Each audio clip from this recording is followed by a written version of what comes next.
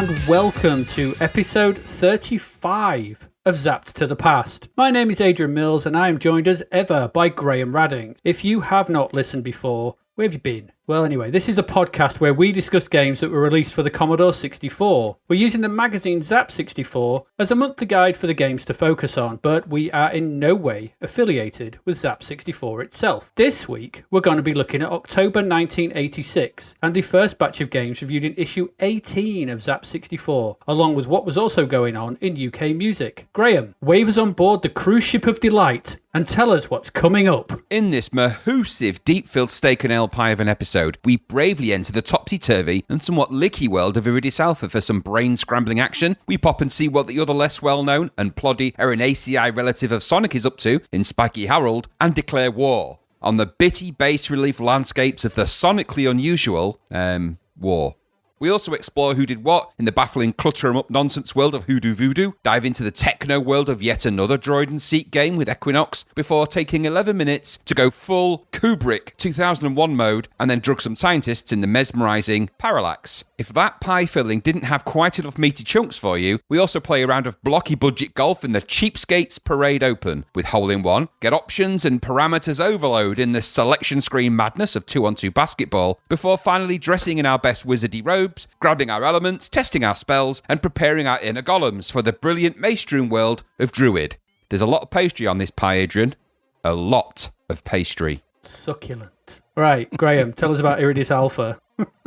That's succulent. Succulent. So, have you ever decided to be called Gilby? Because you are now. Hello, Gilby. Yeah, I have. Loads of times. In Iridis Alpha, you play a robot called Gilby, and you've got to free Iridis Alpha, a place, of all of the badness, all of the unwanted people that live there. Not live there, because that wouldn't be the same thing. You could just kill everyone. So you do that by shooting them, and if you shoot them, they give you energy, and you've got to avoid colliding with them, because that takes energy away. So you can eventually gain your lost health. So it's a shoot 'em up, essentially. So you gain any lost health, so it's controlled by the joystick, left and right. It's very fast, very kind of frantic, and it's actually the screen's kind of split into two. I'll come back to that in a moment. So this is the Jeff Minter game. So it's, as you can imagine, with all the other Jeff Minter games we've talked about, crazy colour, crazy kind of antics, crazy sprites, crazy, zing zang, what, wow, crazy. So the idea of the game is to sort of is to get rid of the aliens on these different worlds, and eventually the screen splits into two, and so you start in control of the upper screen, and you can actually, when you get further into the game, flip between the two screens. So the top screen is left, right, the bottom screen is kind of upside down in world, but the same kind of control. Enemies on both sides, and you've got to make your way through these waves of enemies, and eventually sort of controlling the different versions of the screen. So on the surface of it, this is kind of a very fast-paced shoot 'em up. I'm not sure there's anything really like it. Defender is the closest thing I could say that it's a Defender-like-ish, in terms of the way you kind of shoot, and the ship you control is kind of a little kind of ship arrow, and you get all these different enemy types flying at you, different waves. So it's kind of Defender-y. There's a lot of, I thought there's a lot of detail and thought in this game that's kind of missed, I think, and I'll explain why that is in a minute. So you've got to strike a balance here between shooting enemies to gain energy and colliding with them to lose, because you've got to keep your energy in balance. If you get too much energy, you're dead. I don't know if I like that idea in a game like this, because it's kind of crazy to control. So, in this game, you can't just go in there and kill everything. So you've got to think about that. So that's kind of the game. Nice graphics, nice presentation, very Jeff Minter, so expect it to be a bit psychedelic. I thought it had quite a nice UI. The sprites are quite nicely sized and designed. It's very nippy, very fast, very arcadey feel to it, but it's arcadey and then it's kind of not. So the animations and the sprites and the pace are just kind of frantic and mad. And you've got two game modes when you start, easy and hard, or as I prefer to call it, impossible and more impossible. Yep. So it's complex and it's a technically clever game. And we say this about every Jeff Minter game. They're all technically really clever, but I sometimes think that I don't want to sound overcritical. I sometimes feel that the player is lost in the technicality of the game. Amazing to look at, but impossible to really go too far in. So I thought this was... I'm not sure how far you'd get in a game like this. I think the idea of it, because it's toned down Defender and it's kind of got that dual split screen, you actually convert... If you jump on the ground, you can regain your energy and it converts to kind of a spider creature and it kind of gravitationally shoots out things. And I'm not sure that part's fully fleshed out. I'm not sure that it really is beneficial to you to be that spider, other than you gain energy points, I think, if you've lost some by doing that. But you're constantly under attack by this variety of ships, some of which are nigh on impossible to avoid and horribly difficult to get rid of. Liquor ships spring to mind there, which are these kind of ships that turn to dots to their faces with just like tongues that go, which is horrific in any capacity. So I suppose that's the game in a nutshell. Nice sprites, nice design, very fast, very sort of clever, very Jeff Mintery. Did I like it? This time, now I never really liked Iridis Alpha. I'll be honest, I don't like a lot of Jeff Minter games because I find them a little bit psychotropic. I start playing them and then before too long I'm going into sort of crazy, I'm blinking a lot more than I normally do, and I'm like, ooh, getting a bit, the end of 2001 kind of vibe, and I'm freaking out and these different coloured images on my face. So I'm going, full-blown... What are you doing, Graham? What are you doing? I'm going full-blown Dave mode at that point. So I find them a little bit overwhelming, I think, now as a mature adult, I find them a bit more overwhelming, but I thought I'd give it a bit more of a chance. So I tried to get more into it. It's still insanely difficult. It's still very difficult. I sort of admired the complexity that had been tried to add with the dual screens and everything else. But in spite of all the difficulty and the insane complexity and the idea that this is more than just kill everything, I found that underneath all of that, there is a really nice game here. I can see why it got 95% in Zap, apart from the fact that, there's a bit of Jeff Mintery patting on the back and, hey, keep right in the collar, mate, wink, wink. I think there's a little bit of that here. I don't know that it's 95% Sizzler material. Maybe it is. It's such a difficult game to judge. I liked playing it this time and I got quite into it. I didn't get as far as I thought I might, bearing in mind that I'd really tried. I just found it insanely hard. My question then became, was it worth the difficulty and the spikes and the playing would I have persisted with this? Should I have persisted with it more than I did back in the day when I didn't really? And I just found I couldn't. I found it just really hard. As soon as the liquor ships appeared, my game was kind of over every time and it didn't really get much further than that. So I think the liquor ships aside, if you want to play a good shoot 'em up that's a bit different, play this. Just don't expect to get really far into it unless, I don't know if there's even a learning curve for this. What did you think? Because I like it, but I don't know. It's really weird with Iridis Alpha. I kind of have a love-hate relationship with it. Okay, so Iridis Alpha, what have I put? I put this as a fast-paced split-screen shooter with a very clever central conceit that is ultimately let down by the lickers. It's the worst enemy ever designed in a video game.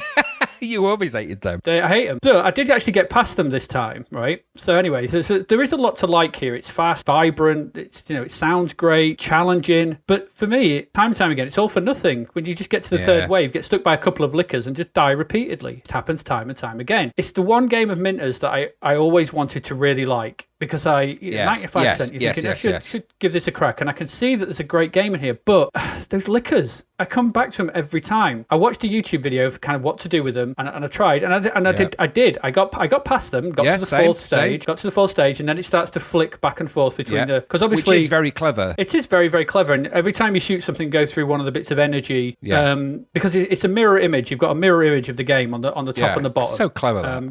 Going in different directions. So when you shoot something... Once you get past the third stage, which are the lickers, and you go through a bit of energy, it flicks. So you're then controlling the bottom stage, so your controls reverse. Yes. At first, that's absolutely 100% terribly confusing. So I was like, oh, my controls... Oh, no, I'm controlling the thing at the bottom. Okay, so then the one at the bottom is now but that's at level 1. So the one at the top is at level 4. On the fourth stage of enemies, the one at the bottom is at level 1. Yes. Now, what this means is that as you keep flicking between them, level 1 at the bottom goes to level 2. Level 2. Remember, the controls it's very fast, and the controls are reversing every time you switch between the two worlds. Yes, they are. So then you get to the lickers on the lower screen, and at that point, it's just game over.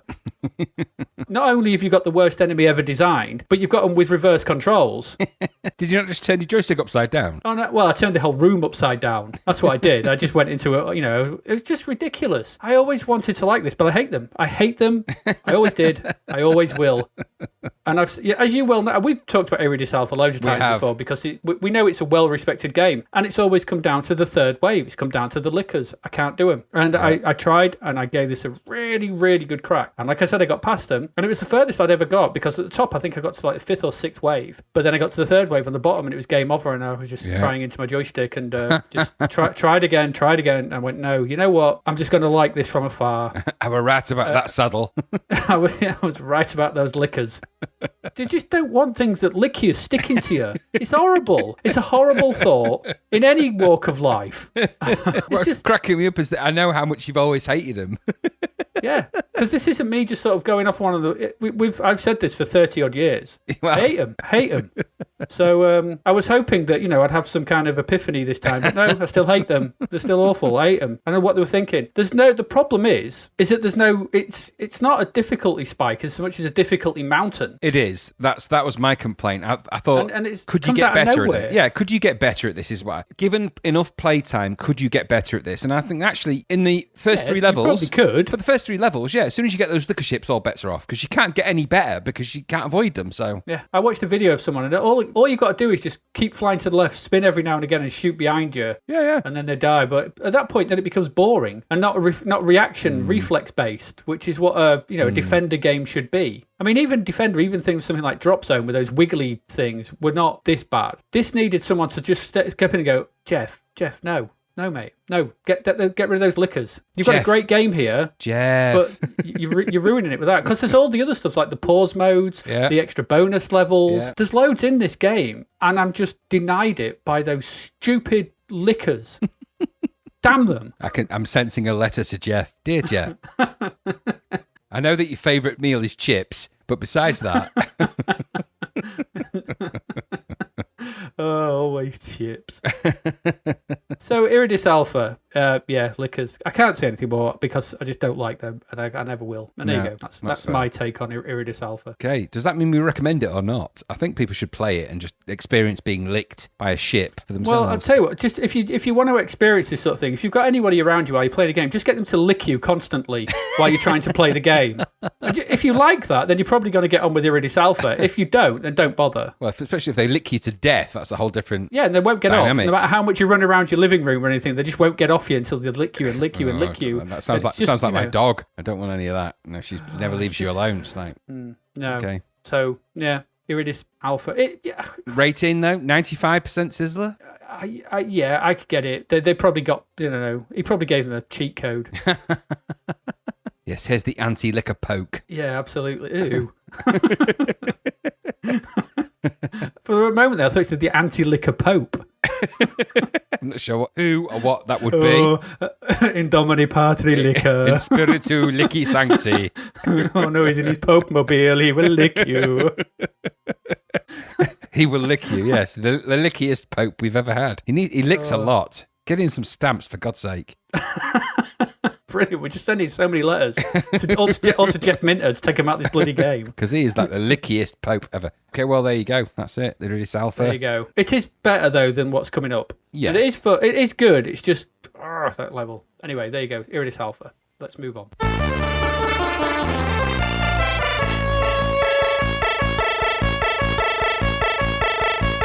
To the next one. So this was a budget title. This was a budget release, £1.99, and it's got 48%. And this is Spiky Harold. So long before Sonic was a spark in Yuji Naka's eye, Spectrum and Amstrad owners got to call the hedgehog their creature of choice, and he was called Harold, Spiky Harold, and he was a jumping, cave-exploring, flick-screen, platforming hedgehog. That's what he is. That's what this is. He ain't Monty Mole, is Spiky Harold the Hedgehog. Yay! He is Spiky Harold, yes. The problem was that it was a bad game on the Spectrum and the Amstrad. And then the C64 got its own version, only slower and crapper, and it was a worse game. Hedgehogs aren't known for their speed, are they? You're not going to make a... Is. Well, that's Sonic, though, but he's a special hedgehog. He don't come from this world. He wears trainers. He has too much of a penchant for rings. He does. He is like the proper Ring lover, isn't he? He loves the Ring. Apart from the Ring film, which he watched, and then 7 days later he was he was completely messed up. Oh, Sonic pulling that death face. Yeah, he spins it around in a chair, and this Sonic going, it's like, oh God, the graphics have gone wrong. Tails? Knuckles, what you done? Knuckles, I'm not sure what you've done to poor Sonic, but undo. He's seen why Big the Cat is called Big the Cat.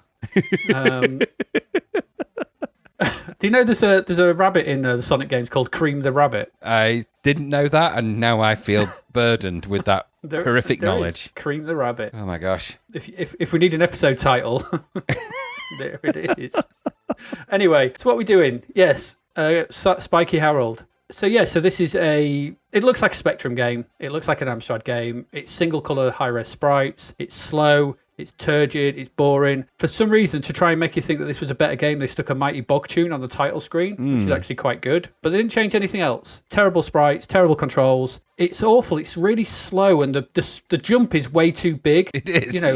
Hedgehogs don't jump that much, but this one, it's maybe it should be called Jumpy Harold or Bouncy Harold, because his jump is massive. He does have a large jump. Yeah, and because it's so slow, all the objects, the things that are floating around the cave, Manic Minery style, just kill you because your jump is so slow and uncontrollable. I don't know. I call this pure hedgehog egg.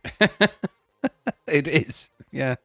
Not going That's to what argue I with thought. that. Yeah. £2, £2 too much. This was a bad, poor. They could have looked at what was wrong with the Amstrad and the Spectrum version, because I went and had a look at them online. Went and watched the YouTube, and it was just the same. They literally looked just the same. Just got that Spectrum look or Amstrad look to them. But nothing's been done to change this. And they could have looked at it and gone, the jumping's crap. Why don't we make it better? Yeah, they could have done that. No, but they didn't. They just changed nothing and stuck with a bad game. Yes. So that's what I thought. What did you think? Same. It was. I put it as a scoff 'em up, because the idea is you scoff up enough food, isn't it? In you've got 24 hours to eat as much food as you can before you hibernate, which is depressing. What a depressing premise for a game. Just eat as much food before you go to sleep. Well, that pretty much sums up my fucking working life. I don't need a reminder of that in game format. I will bleep out that swear word. It just slipped in there for no reason. But yeah, so pure anger in that. It just was. It's just frustration. So there's nothing enjoyable about this game, is there? I thought it's a flick screen platform game. Okay, slow. Okay, so it's slow, but painfully slow. The nasties on each level. You got 20 lives. You start this game with 20 lives. As soon as I saw that, I'm like, why have I got 20 lives? Yeah, I thought the same. Why? Why? And then I realised why. Because it's just stupid. The game logic is stupid. Yeah, because you lose them every second. Yeah, you lose them for anything. And it's if you imagine this was a choose your own adventure book, it'd be every page you turn to would be death. So you start on page 1 and go, you are Spiky Harold. What would you like to do? Would you like to eat some food, or would you like to go for a walk? Page 2 or 3. Page 2, you are dead. Page 3, you are dead. Oh, great. Okay, we'll go back to page 1.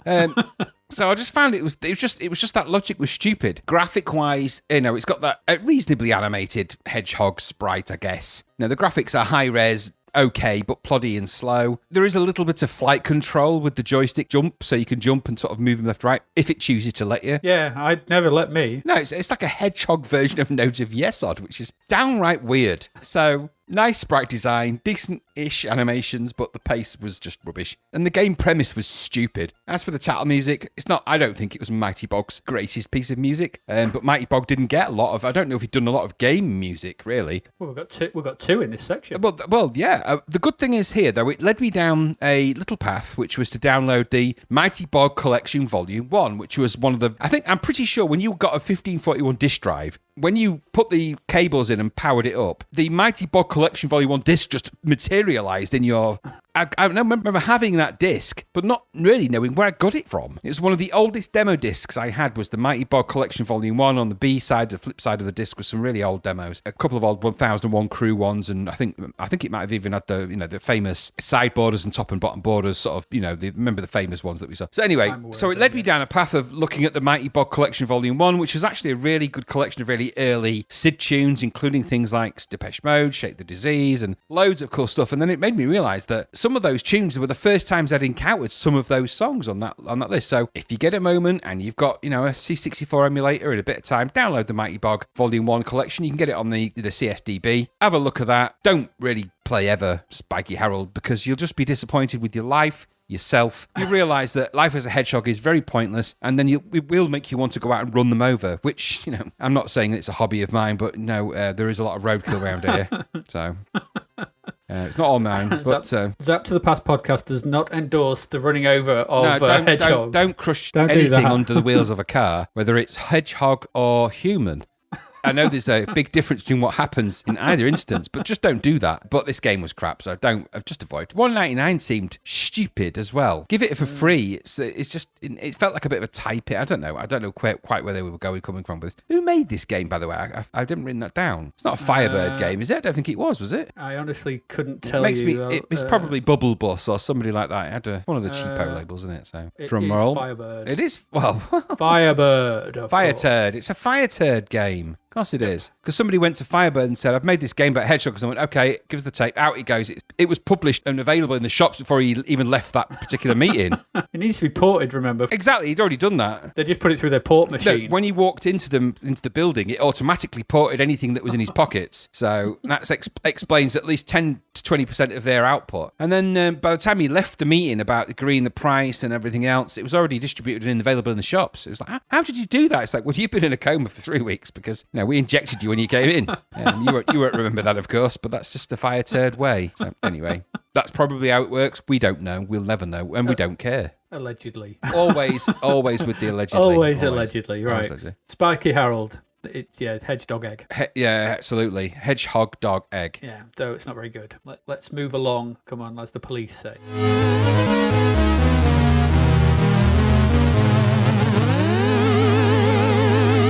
All right, so what's our next game? Our next game is it W.A.R? W.A.R. What is it good for, Graham? What is W.A.R good for? In this game, absolutely nothing. Yeah. Tell us again. Yeah. W.A.R. So it's W.A.R. Is it W.A.R? But it's never really explained what that means. I couldn't find out if it was an acronym of something. I guess it probably is. Yeah, I'm guessing it must mean something, yeah. Anyway, so this is W.A.R. W.A.R is a Iridium-like shoot-'em-up come vessel destroyer come Iridium-like come. Did I mention it was a bit like Iridium? Made by Tim Rogers of Stoughton Tim Demo Group fame. So this is Tim's game. I don't know if Stoat had anything to do with it. So planet Earth is on the verge of being invaded by a group of aliens, and their objective is the conquest of everything. So they approach the Earth with a fleet of 20 big shippy things that contain all of these cities and factories and all of this stuff, and then they launch an attack on Earth. So you are in control of a spaceship that's been sent to destroy each one of these giant spaceship cylinders. We could call them Space Hulks, we could call them Juggernauts, we could call them whatever it's called in Iridium, if you like. So the idea is that it's a shoot 'em up, essentially shoot 'em up logic, but think Iridium. You're flying along the surface of a ship being attacked by waves of enemies. You can shoot out tiny proportions of the sort of objects on the deck of the spaceship, if you like. So a bit like the way Warhawk worked, in that you could shoot the scenery, a bit like that, and in some instances a bit like some other games that are like that. So, but in this instance, they're kind of tiny little squares on the ship, so there's quite a lot of them, and you have to destroy a percentage enough of the ship to destroy the whole thing, while all the time being attacked, and there's various things. So you fly right. I don't remember a way. You can't turn around like you can in Iridium, can you, in this? Or at least I couldn't. No, all you could do is back up like yeah, so you can reverse, can't you? Beep. Beep, yeah, this beep, spaceship is reversing. Reversing, yeah, I was expecting to hear that. So you're flying along, shooting enemies that can sort of come in waves, shooting at the deck. You can sort of, I don't think you can take off and land in this one as such, can you? So it was kind of, and there was a really nice effect where you could sort of go underneath the spaceship and find it. I'm not really sure what the purpose of that was, other than to avoid some of the enemies. Well, no, you have to do that because once you've shot enough for the pointless dots on the spaceship, you've got to go into the exhaust port, and then you go to the minigame. Yeah, so you flip underneath, and then it's that black square that you'll go past at some point. Right. So you flip underneath. Did you not get past the first level? No, I didn't. I just got because I couldn't figure out exactly what. Which I made a point of saying I wasn't sure what I was supposed to do once I'd blown everything up. Yeah. You flip around. So you damage the cylinders and you blow them up once with enough, and then you go to the next one. So in a similar way to Iridium, I felt like this was a interesting enough shooter. It had a really weird vibe about it. And I think that's because the sound design is really unusual in this game. So the sound designs, the interstitials, the in-game music, the game music, everything is by Rob Hubbard. Mm-hmm. The war music is very strange, very unusual, not quite what you'd expect for this kind of thing, but doesn't mean it's good because it's kind of quite clever and quite an interesting piece of music. So you've got this amazing piece of, well, I say amazing, this great piece of music in game. This kind of nice, when you die, you get this nice kind of, and you kind of get this sort of It's got a lot of production value. The graphics look quite nice. The feel of the game is okay. There's a mini game in there where you have to sort of hack. It's like a colour game.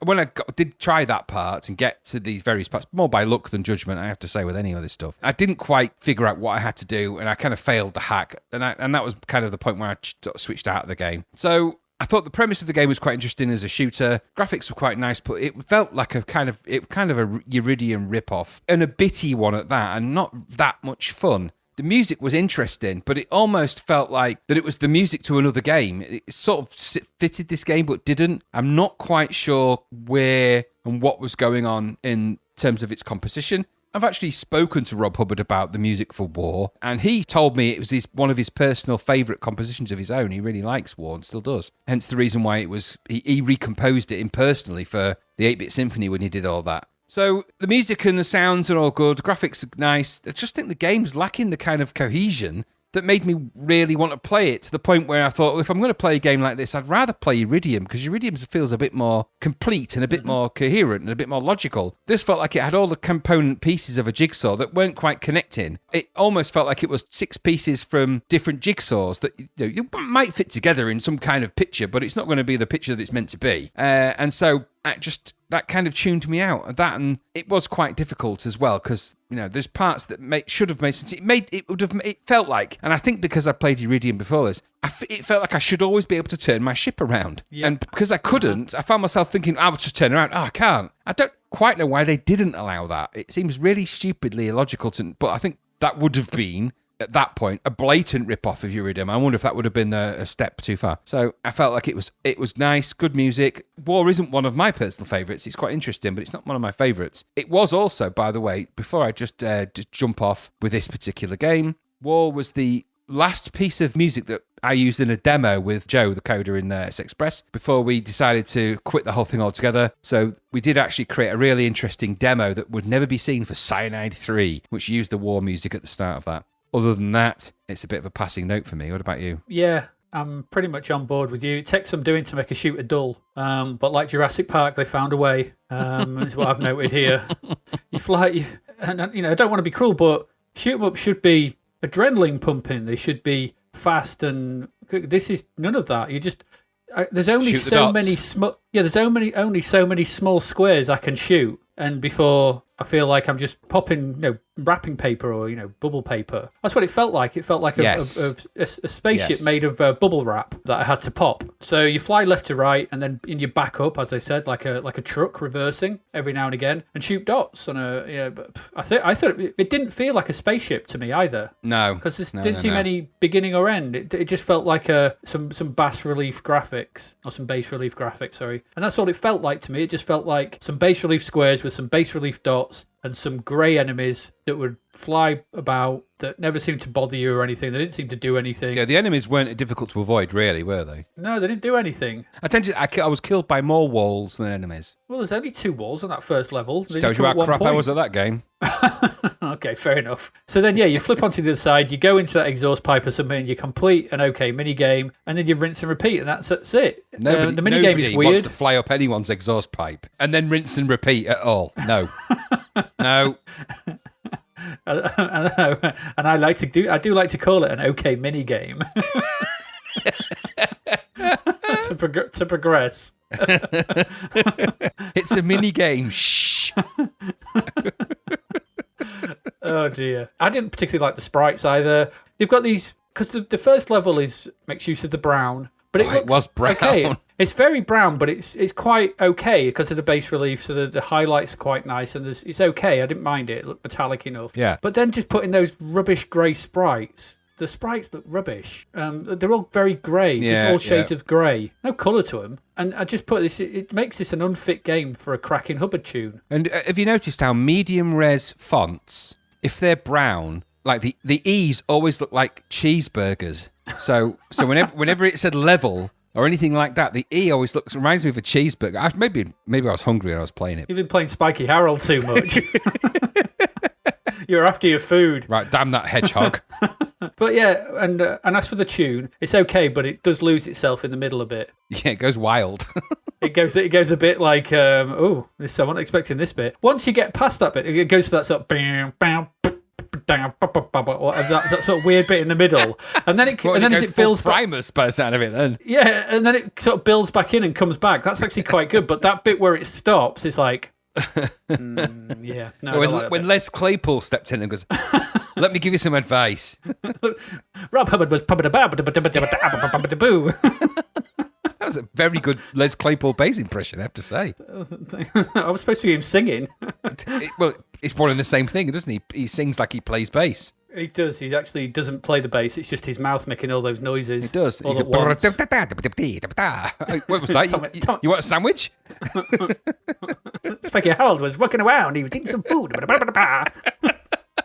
That is a brilliant. Honestly, that's going to be the Primus' next album. They're going to be calling you up. That'd be great, wouldn't it, if they just did an album based around rubbish C64 games? Well, they did an album based around cheese, so that is true, and they were sailing those seas of it. Yes. War. It's just dull. It's not offensive. It's not bad. It's well made. Production values are good, but it's just dull. Yep. There you go. Yep. So War. It's not good for anything, really. No. Not in this case.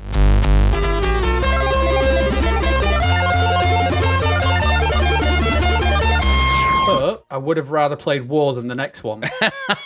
I'm so glad you got that. Yeah, thanks. What have we got next? Hoodoo Voodoo. Who does the voodoo like you do the whatever voodoo? What's that phrase? I can't remember. Now go do that voodoo that you do so well. That's the one, yeah. What the hell is this title screen? Yeah, funny enough, my first sentence of my review is, what is this stupid crap? So, yeah, do you know who made this, by the way? It's the same person who did Circus. Why did I know you were going to say that? Because that's who made it. And you looked it up. I don't know. No, I didn't. I genuinely didn't. I just had as soon as you said that, I'm like, oh my God, it's got the vibe. It's got the circus vibe. It has got the circus vibe. So, and what's with the devil face and the music by Bog again? What's, Oh, don't. It was like, I was young and I needed the money. Sorry, Bog. But your music's quite good. Your music's all right. Great. But the game yeah. is just is crap. So yes, this is Circus. What the person who made Circus did next. So you're up against. There's some plot here. You're up against the forces of Careless Nine and the Bulal Grops. That's not the right time to take a drink. And eventually the ultimate alien presence. That's with capital letters, by the way. That's the name. So to defeat this alien presence, you have to collect 7 daggers of power. The 7 daggers of Megiddo. I'm sensing an Omen vibe. Well, if that would be something to write home about. There's nothing to write home about with this bloody game. No. So what that consists of is you move to the left of this level. So this level, it's a left to right scrolling thing where you, I think of some flying person. You're a superhero, mega superhero, galactic superhero or something. Forgive me for not believing that, but you are. You fly to the left where there's a brick wall. You pick up a dagger, which suddenly appears in front of you. Then your purpose is to fly to the right while you avoid massive oversized cans of pop which just float up from the floor. One touch to these massive cans of pop and you die. You can shoot them, but you can't speed up the scrolling. You can't move faster. You just move at a certain speed, left or right. And the cans of pop wobble around in a wibbly wobbly manner, which basically means it's so hard to avoid them that death is usually just around the corner. Inevitable. You can move behind some of the level graphics, which are pretty crap. It's single color sprites for you, but multicolored sprites for the cans. But this game is stupid and crap, which is a potent combination, but true nonetheless. And you also shoot swords, and I don't know why. Sounds None of this makes any sense. Why do you have to get daggers when you shoot swords? Don't try and apply logic. So the only thing I could think of that sort of made me think of that was anything like it was, imagine Sword and the Sorcerer, where that triple sword he's got, which fires swords out, was just endless. Because that's what this is. He's got the endless Sword and the Sorcerer sword. It didn't end well for him either. No, and just my last comment on this was crap graphics too. An awful game. Is it better than Circus? Well, it couldn't be much worse, but it's still bad. This was a terrible, terrible thing. $2.99. I hated it. What did you think? It was utter crap. So that was my take. Yeah. At the point when he wrote down the word boulagrops, at that point when his pen stopped on the final S, that should have been the point when he went, I'm never going to make that because I've written the word boulagrops and that is nothing. That's stupid beyond belief. Let alone Careless 9 or whatever. This was just crap, wasn't it? So pick up the daggers. Yeah. take them to a wall. It was flicky, bitty, badly drawn graphics that kind of... There was, in level 2, you need to find invisible crosses and garlic. They're invisible. So I forgot to say as well, once you've got the dagger across to the other side of this level on the right, you have to wait for the door to open. Yeah, you do. It's boring. Yeah, you've got to wait for the door to open. When you get to level 2, you've got to search for something that's invisible. I call that stupid. I did say it's stupid, crap, and boring. It's a more potent combination. It's rubbish. So bitty, badly drawn graphics. Unlike you, I thought the soundtrack sounded like someone was cobbling a shoe. In the background. It was just kind of, I'm not sure what that was all about. Someone hammering at a shoe. It was just budget priced bullshit. So my final comment was, Hoodoo Voodoo don't. So just avoid this 27% fiasco of a game. Erase from time and space. If you never live to see the day where this is loaded up on a 64 in front of your eyes, you've lived a happy life. Avoid, because it's rubbish. So no, crap. Do. I'd like to think that the guy that made Circus Circus had learned from Circus Circus, but obviously it's a long learning curve. Yeah, he's got just keep working on these games. It's fine to keep working on them and honing your craft. Just keep them to yourself and your mates. Don't release them, and don't inflict them on people. Don't go into the Bug Bite office and go, because Bug Bite, just like Firebird, will have cloned this and released it before the ink is dry on that paper that you've signed to give it to them. So don't do it. It's not worth it. So stop it. Don't do voodoo. No, it's garbage. Why was it even called Hoodoo Voodoo? I don't know. I couldn't work it out. Because it's nothing to do with voodoo. There's no Haitian zombies wandering around in this game. Hoodoo Voodoo could have arguably been the working title for Ghosts and Goblins more than it is for this weird game. Yeah, it does look like he gets better with some of his later games. I mean, he's about to do Airwolf 2, so we'll see what that's like. Oh God, no! I think I've just had a poop. And is there quite Defenders of the Earth that he does that? Oh no! Master of magic, spells and illusion. Yeah, some interesting. Mandrake. What he does. Yeah, I'm sure it is. Cook. Anyway, Hoodoo Voodoo is crap. So there you go. Cack. That's it. We've got one more before we head to music. So let's move along quickly.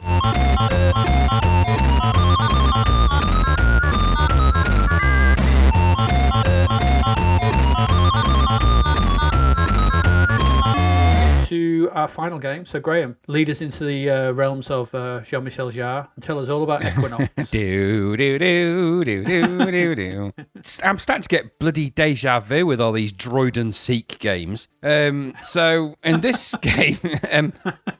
Good one. There's I'm not even going to try and pronounce this. Is it Suriani 7? You are a robot in this game, and you've got to try and... You're in control of a dedicated disposal robot, and you've got to shut down the security system in this area of radioactive stuff, and then to do this, you've got to throw stuff down the disposal chute at each of the 8 levels that you play. You've got limited time to do that before they explode. You've got limited fuel. So, in other words, what I'm explaining to you is you've got to roam around a landscape or an environment with a sort of thrusty, sort of robot-y thing, trying to find things to chuck down the garbage chutes to move on to the next level. So you've got a hover-botty, shooty, collectory, fly robot-y thing. We've seen this how many games are doing this now? I mean, in the last, we had a rack, we had a few different games that have a robot-y, collecty, shooty thing. This looks like all the other robot-y, shooty, collecty games that are out there. So there's nothing particularly...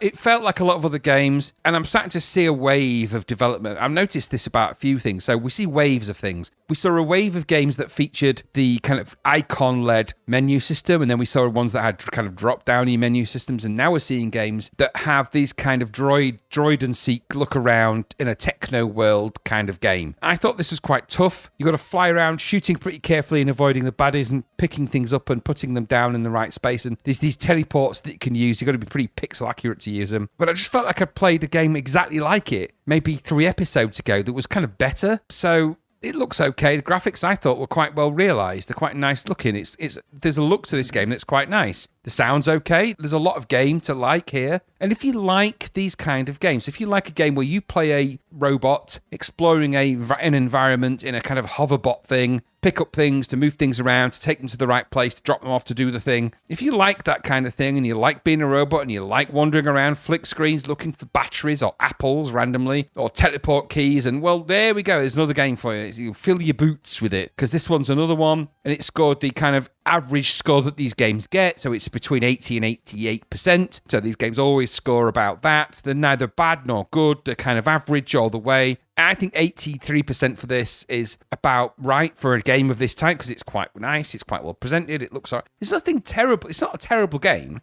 There's nothing I could pinpoint in terms of its story arc and its mission and its what it does, what it set out to do. And it has some of the polish and some of the ideas, but it's just derivative of so many games of this type. And I have a feeling we're going to play more of these type even during this podcast and for the next podcast. There seems to be a lot of these explore the environment as a robot and pick things up and drop things off games. I become quite picky about them. This one is pretty, but I can't even think of the name of the game that it reminds me of from about 2 or 3 weeks ago. Was it Starquake maybe? Or something like that, where there was teleports and I think there's a Spectrum-esque quality to the high-res graphics, but they are quite nice. So it's not terrible. It's not great. You just got to like this kind of game because there's so many of them. This is quite a good one of them. So, it's better than some of the other ones that we've had, the Dross ones. But it's very difficult to form an opinion on a game that I feel like I've played 50 times before. But what did you think? Well, I'm pretty much the same. I think I'm maybe a little bit more linear. I thought it was very pretty. Yes, don't get me wrong. It looks really good. This game, it does look good. Yeah, it's got a certain look, and just to sort of say about the person who made it, the coder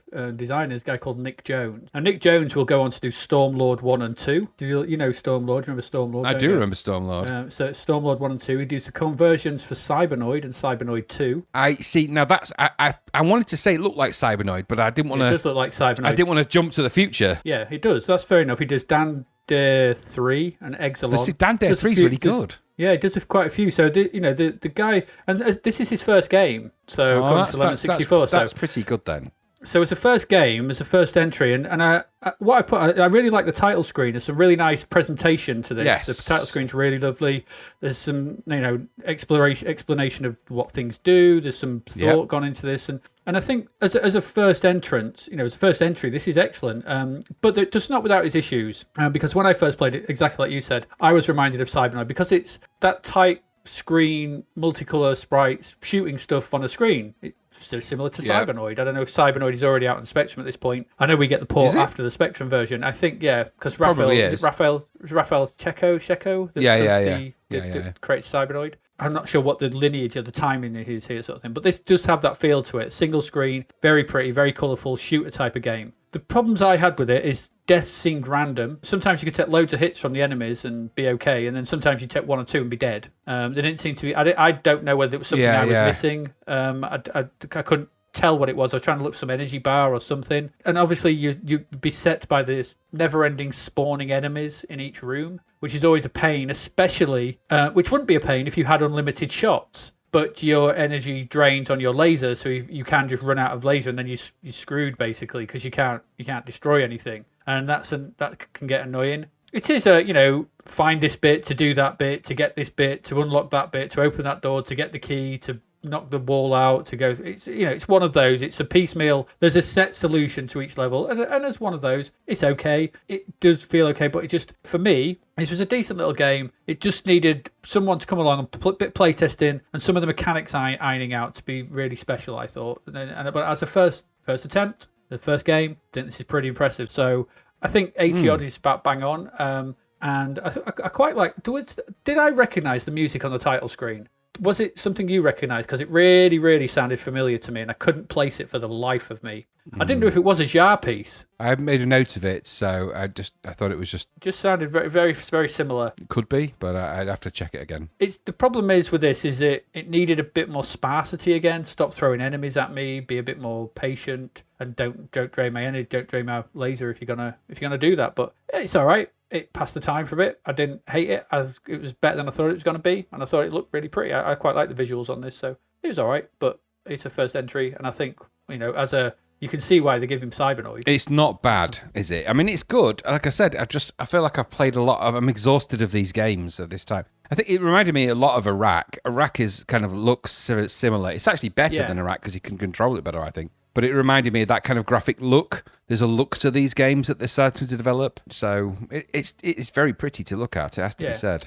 And Tyriad as well, isn't it? Tyriad's Yes, another yes, very much so, yes. one. It's in that vein, but we'll get to Tyriad at some point down the line. So there you go. That's Equinox. It's okay. As a first entry, pretty good. Right, that's it for this section. What am I on about? For this hot session. So that's your games. So we looked at 5 there. So let's move on. We'll be back in a brief moment after this word from our sponsor with music in October 1986. So please stay with us.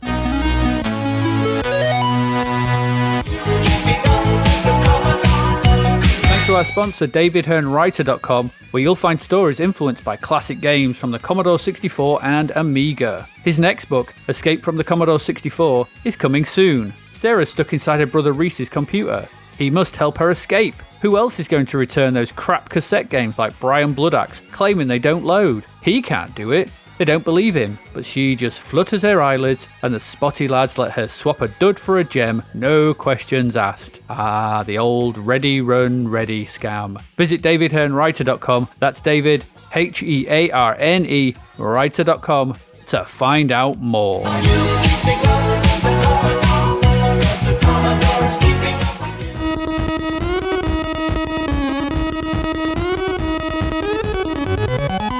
Welcome back.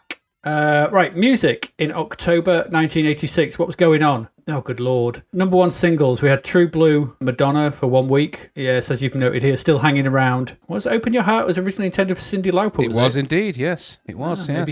Maybe she needed to open her heart about something. Well, I'm glad she didn't sing it because I can't imagine Cyndi Lauper singing that. Oh, but yeah, with screechy nastiness.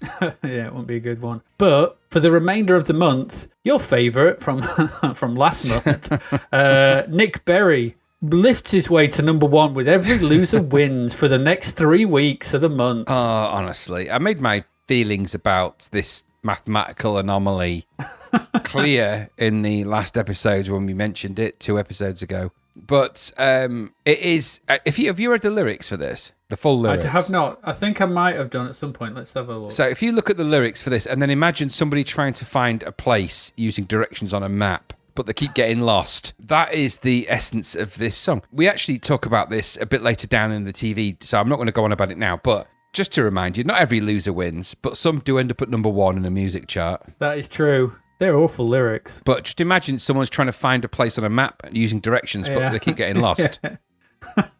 And we'll post the lyrics on the show notes. You make your own mind up about Every Loser Wins, but just choose whether you're a loser that's winning or whether you're a winner that's losing, because there's a big difference. There is a very big difference. All right, that's it. That's it for your number 1 singles. Number 1 albums is going to be even shorter because all month we've got, well, and I say port shorter. Very good. Graceland by Paul Simon, all month. Number 1. We've already talked about this. Well, yeah, but it surprised me that it was number 1 all month in the album chart. I know it's a great album and big one, but the country's gone Paul Simon mad. You know, that's what's happened. You know, they're flagging him down in the street. They're running after him, Beatles style. It's gone crazy. You can't even go to the corner shop to buy some number 10 Benson and Edges. He can't do anything. He's just you know, poor Paul Simon. He's got 2 first names as well. I wondered if you know, you don't like the double-barreled Duran Durans, and you don't like the theirs and things like that. How do you feel about famous artists with a double-barrel first name? So Paul Simon, no surname there, is there? Can you give me any more? No, not off the top of my head. But have a think about it. See if there's any that spring into your mind. All right, I'll have a think, but I'm not sure about that. I think that's okay. But it doesn't raise my ire, shall we say? Not yet. At any point, not yet. It might do though if I think of someone else. But that would be bad, wouldn't it? So what we got? Singles, 5th of October. Don't Stand So Close to Me. 86 was in at number 32 from The Police. This baffled me. Why? Because why would you release the same song 6 years later and make it crap? The original song is quite. It's obviously, you know, it's a total Vladimir Nabokov kind of vibe about the whole thing, very Lolita kind of thing. But this reworking is kind of weird. It's just weird. It's just a weird version of their own song to release again. Are they split up by this point? So was it just like cashing in on? No, because they're all in the video. They're all in the video for the 86 version. Well, at least they're all in the video digitally. I don't know about the logistics I'm sure of the they've reality. just split up by this, because don't forget we've had Sting's Dream of Blue Turtles and stuff, so they have split up. Yeah, they've possibly done. It's just a weird reworking. It's a really weird remix. So it's got a completely different chorus. I found the mood of this one's more depressing. It's much bigger synthy production, and the video was produced by Godley and Cream. Or Godley and Crema, as they say in Poland. Godley and Crema. Apparently it used computer animation, or one of the very early pioneering videos that used computer animation. I'm not sure that it would have helped. I looked at the video and it didn't look like anything other than somebody. Do you remember when Homer made his own website in The Simpsons and he had that? It was a clip art. Yeah, it was a bit like that. The video was kind of a bit of a clip art frenzy. And as much as I want to say Stuart Copeland is in this, it's not actually Stuart Copeland. He was injured with a shoulder injury at the time, so it's all drum machine in that song. So I've actually, in our little show notes, I've posted the YouTube link to the original version and the 86 version. We'll do a Stuart's poll. We'll just say, what, go and have a look at both of those. You making your own minded decision about which one you think is better. I like the Police as a band, don't get me wrong. Quite strong affinity for them. My brother was heavily into the Police as a band, and so I heard a lot of Police stuff, including a lot of their early singles and stuff, so quite a nice affinity for them. And the original version of Don't Stand So Close to Me is great in 1980. I'm not so sure this 86 version is anything other than... I suspect it's aimed at the film soundtrack market, of which there seems to be quite a few things. So, well, yes, we have got some big film soundtrack stuff coming up. We do. We've also got TV soundtrack stuff, because at 34 was The Wizard by Paul Hardcastle. Right. Yes, as BBC Top of the Pops, yeah, but yeah, all release versions are not the same, because he just kept remixing him, didn't he? Yeah. He couldn't leave well enough alone. It's like, Paul, stop. No, he can't. Paul. He can't. If you ever go to his house and ask for a cup of tea, you're going to be there for 20 to 30 hours, because he keeps making a tea, mixing this, stirring it with his teaspoon, taking it out, pouring it away, making another one, mixing it differently. You can never get a straight cup of tea. It's like, how do you want your tea? Just give me a drink. I want a drink. I'm dying of thirst here. Sometimes puts the milk in first, then the bag. Or sometimes you don't add any water. Exactly. So it just heats up some milk. It's all very bad. Sometimes he tries to make the water hot by heating up the bag. and no one wants to heat up water with a hot bag. And you'll say to him, how many times, Paul, am I going to have to sit here and ask for a cup of tea? And he'll say, 19. No. No, 19. Like, Paul, that joke got old 19 years ago. Give me a cup of tea or I'm leaving.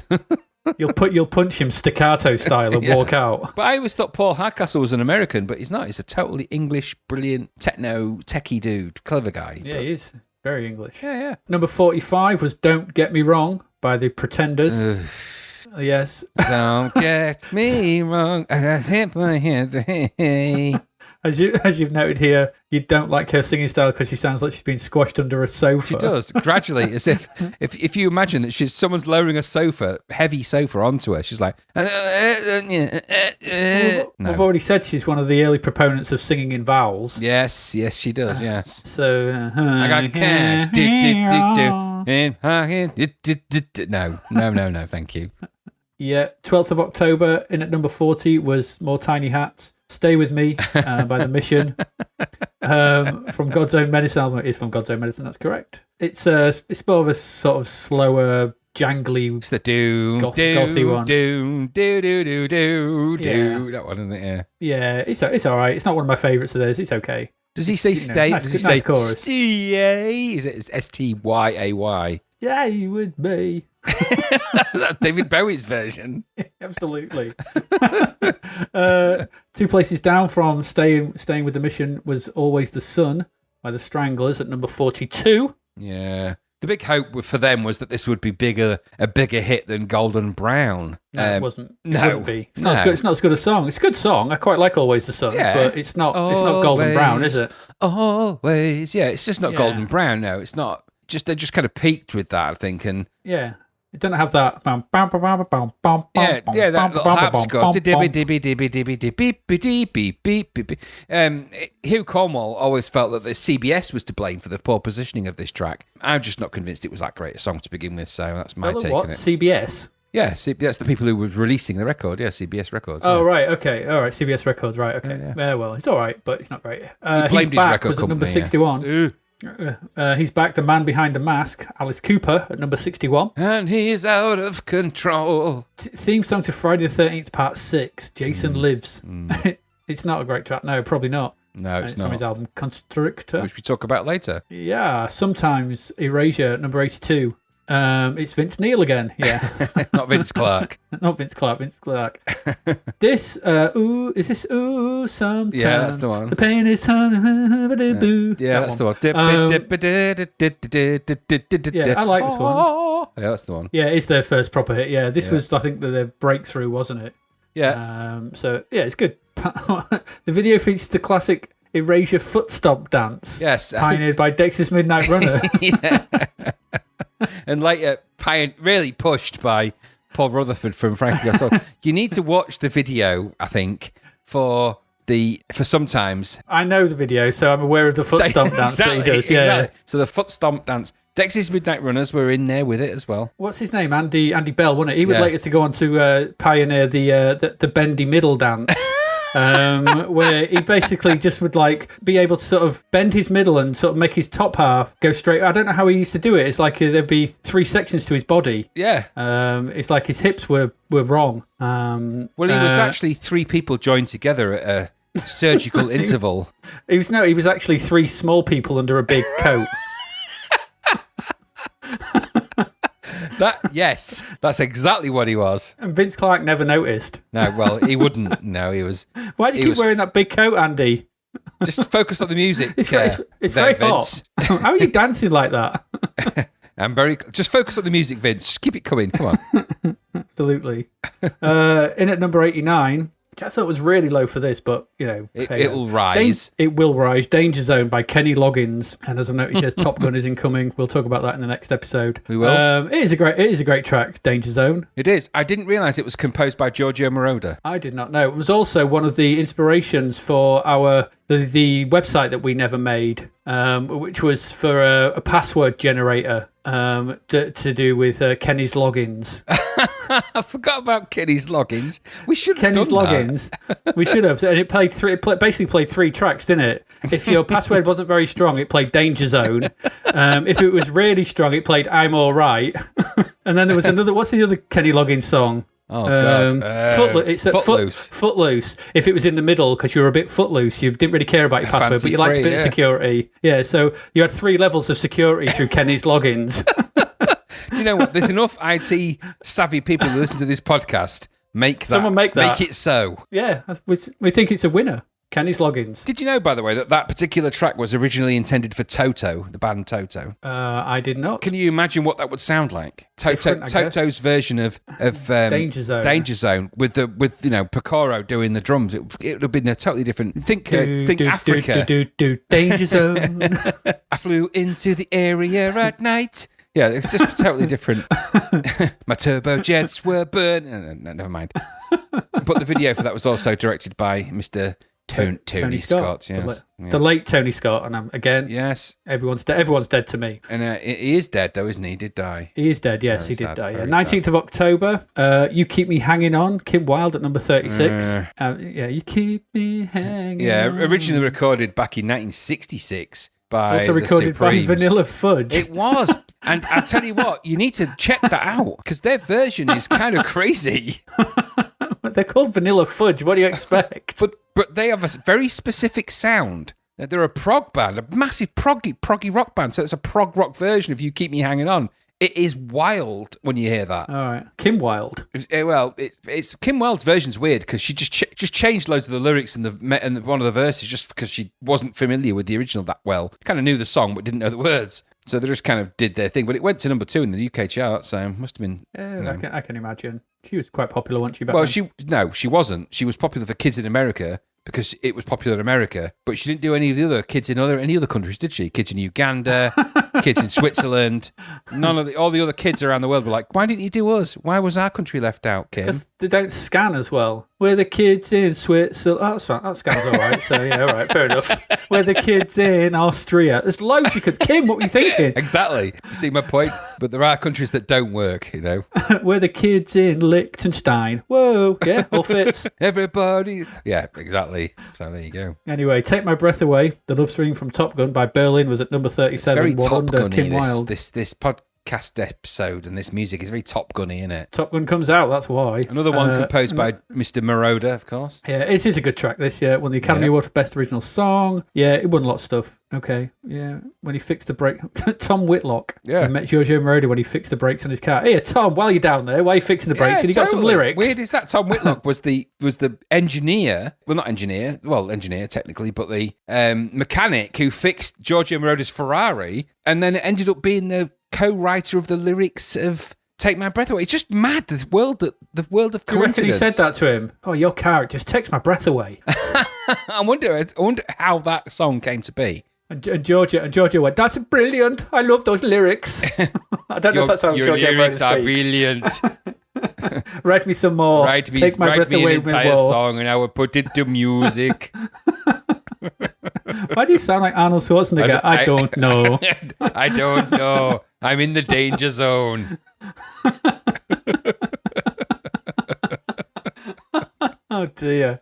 I feel like I'm living on a prairie because that was in at number 40 from Bon Jovi. Yeah, classic track and a massive mega hit across the world. Of course it was. Everyone knows Living on a Prayer. Still is. Won't go away. It won't. It is. I would probably say. Would you their biggest song? Yeah, without a doubt. I mean, they had big hits, but this one was just stupid. They still do it as part of their live set now. So, but 60 places below, Living on a Prayer at number 100, and I was stunned that this was at number 100 at this was moment. The final countdown from Europe. Yes. Now Wow, I know that's I know that track went to number 1 in the UK. I think it was number 1 in 25 countries around the world. It's the thing, isn't it? It's the New Year song. Yeah, it went to number 1, and I'm pretty sure it did everywhere because it was everywhere at one point, and it's a great song. The Final Countdown. It is, and the hair, as you've written quite rightly, is immense. Throughout this, throughout the entire band, there isn't a member with lacking hair. No, and I would put to you that Joey Tempest from Europe as one of the finest rock and roll voices of all time. I think his voice in 1986, not so much now, but in 1986... He's old. Yeah, of course he is. He's way older. But in 1986, even the live version of... I mean, I used to be an altar boy, and listen to me now. But Joey Tempest's voice is incredible in that song, and his later live version, not necessarily the more modern ones, obviously, because it's slightly in a different register. But I think his voice is really, really, really great. And I listened to that Europe album that the Final Countdown is on because it's got things like Danger on the Line or whatever that track's called. I forget what it's called now, but it's got a few of their more well-known tracks on that particular album. But Joey Tempest's voice carries on it. Yeah. Carry, hasn't it? Yeah, Joey Tempest's voice is incredible. I don't care what anyone says, it is. You can't deny it. Yeah. These Euro singers are amazing. Even the guy that sang in Halloween, he was 18 when he recorded Keeper of the Seven Keys Part 1. These Euro singers are amazing. Please qualify that statement because there were 2 singers in Halloween. One of them was excellent and one of them was Kai Hansen. Well, I said the one that recorded Keeper of the Seven Keys. Keys Part 2 and 1, yeah. And Part 1, yeah, that one. Not the Walls of Jericho guy and the later stuff. Mr. Hansen. Yeah, and what was his name? Michael Kiske. Michael Kiske. So Michael Kiske from Halloween has an amazing voice for an 18-year-old singer that wants to be a great singer, and he is amazing. Likewise, Joey Tempest's voice. I think it's one of the purest rock and roll voices that you could hear. It's such a great, and you can hear it in Final Countdown. It's incredible, and that's no production. And there's a loads of amazing articles written about the Final Countdown and the recording of it. He did all that in pretty much one take. That's you're hearing him sing how he sings. That's not processed in any way. He just sings like that, or sang like that. I find that incredible. You've got to admire talent when it comes out. Number 100, that's going to go to number 1. It was in 25 countries as well, so very popular track. Massive tune. Yeah, huge. Amazing voice. Yeah. So there we go. 26th of October, Notorious. Duran Duran. Duran. Duran in number 14. No, there's no Roger and no Andy. It's just the other three at this point, isn't it? Yeah. But I thought they were Arcadia. at this point. Well, They? yeah, and they kind of obviously flipped. I never liked this period of Duran Duran. I liked the early stuff because I liked the vibe that the Taylors brought to it. This feels and sounds and is a Nile Rodgers production, and you can bloody well tell it is. It just sounds like a Nile Rodgers track. And Nile Rodgers, don't get me wrong, is an amazing performer, musician, producer. Everything about Nile Rodgers is cool, but everything that he produces sounds like it was produced by Nile Rodgers. And okay, that's great. But it's got that kind of guitar sound that he pioneered with Le Chic. It kind of perpetuates everything he does from that moment forth, really. So. Yeah, we've got some different takes on this next one. Because at number 16, we've got Ask by the Smiths. And you don't like them, I don't like them, but anything I seriously doubt their ironmongery skills, so it's all built on a lie. Yeah, because so this does answer the questions over this song. We can make anything with molten iron from the album We Are Not Blacksmiths. Well, you see, now what I went down was I sort of just read it as Ask the Smiths, which would be the most depressing agony aunt column ever. And you could have it on Going Live. As a section, what would you like to ask the Smiths? And it'd just be Morrissey giving really depressing advice. Well, yeah, I'm thinking of going on a date. Well, don't go out tonight if you haven't got a stitch to wear. And if you do, your girlfriend would end up in a coma. And if a double-decker bus. Exactly. Yeah, exactly. So it'd be the most depressing agony aunt. Or if they were... The other thing which I thought, if not on Going Live, there'd be Dear Deirdre. So it'd be Ask Morrissey in the newspapers. I thought that could be quite good as well for further advice. And those picture stories they used to have in the Sun, where it's always some woman running around in a bra. They could be recreated by members of the Smiths. Or it could just I thought about this quite a lot. Or it could just be that all of the Smiths in the world are a collective, like the Borg in Star Trek, and you can just ask the Smiths a question, and all the Smiths of the world unite as one brain to answer any questions you can ask. So what's the answer to life, the universe, and everything? And the Smiths all go, Nyah, and emit a signal where they all communicate and coordinate, and they emit an answer, but they do it in song. It's unlikely that, though. Yeah. Has to be said. But anyway, ask the Smith. I won't be. And then after that, after getting some advice from Morrissey, Don't Give Up. Oh, Lord. With Peter Gabriel and Kate Bush at number 31. Started listening to it and found by 1 minute I'd ordered razor blades from Amazon. Yeah. In a Bleary Haze bleak fueled humour. It is one of the most... but Don't Give Up. It's bright, It is. You start listening to that track and I found myself glazing over and upset for no reason whatsoever. And then I looked at my Amazon order history and I'd ordered razor blades and a gun. I'm like, goodness me, that's unusual. I don't remember ordering those things. Yeah. I don't know. I never knew that Amazon, you could order nooses. Yes, you could order different colours and everything. Absolutely. You can get... It's weird that you can get 5 for £1. I thought, one would be enough.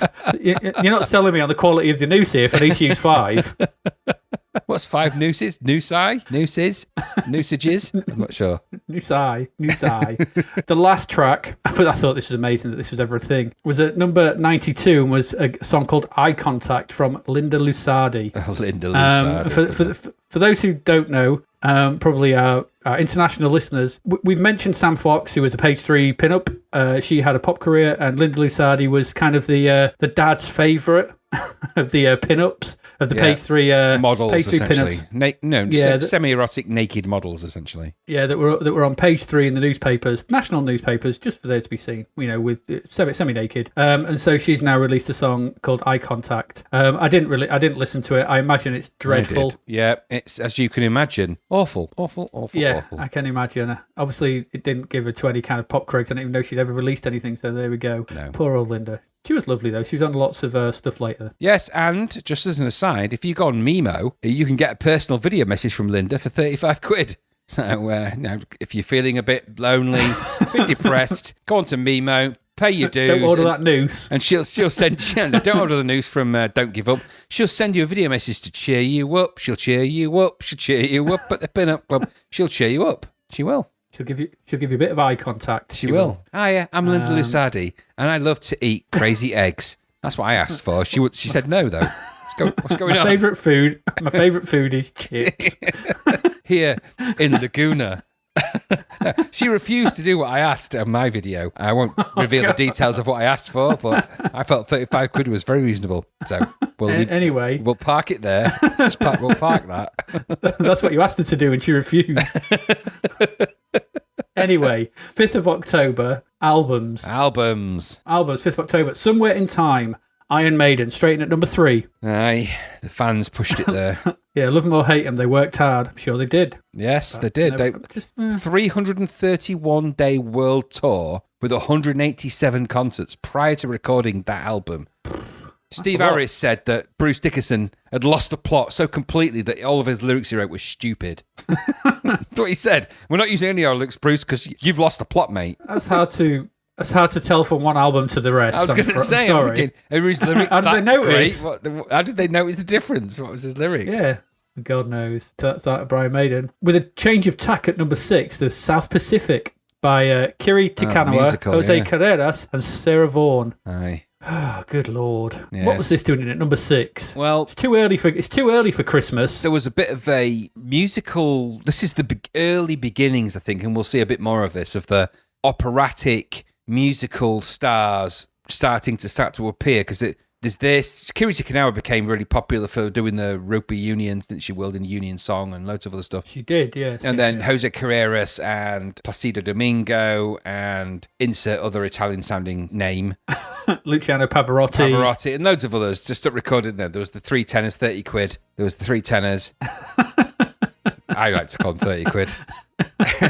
Let alone Sarah Brightman and loads of other stuff, and Sarah Vaughan obviously as well. It becomes more unpopular. The South Pacific's a musical, and obviously this is a great version of that. I do like some of the operatic stuff. I'm a bit more of a classic operatic stuff, so I like the Mozarts and the stuff like that. So I do. South Pacific's not my favourite thing, so... I just read what you've written here. She's received honorary degrees from UK University of Bath. You only need one. That's Bath, what Cambridge, I said, yeah. Dundee, Durham, Nottingham, Oxford, Sunderland, Warwick, and the Universities of Chicago, Auckland, and Waikato. As you've noted here, not sure what subjects though. And yes, indeed, I would like to see the APL forms as well. Yes, too bloody right. Can you show me your accreditation of prior learning? Exactly. Can you show us how your experience matches the modular learning outcomes, please? Exactly. Degrees in what, Kiri? Come on. What have you got a degree in? Don't know. Anyway, at number 9 was Brotherhood from New Order. I don't know a lot about that album. No, I don't either.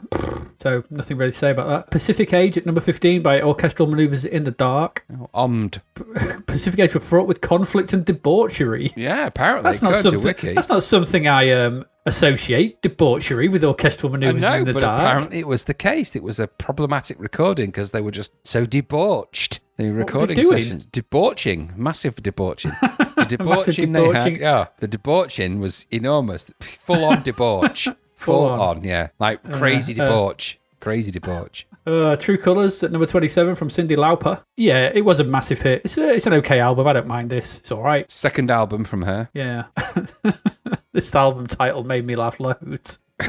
Blind before I stop. You're doing it wrong. You're doing it wrong, Meatloaf.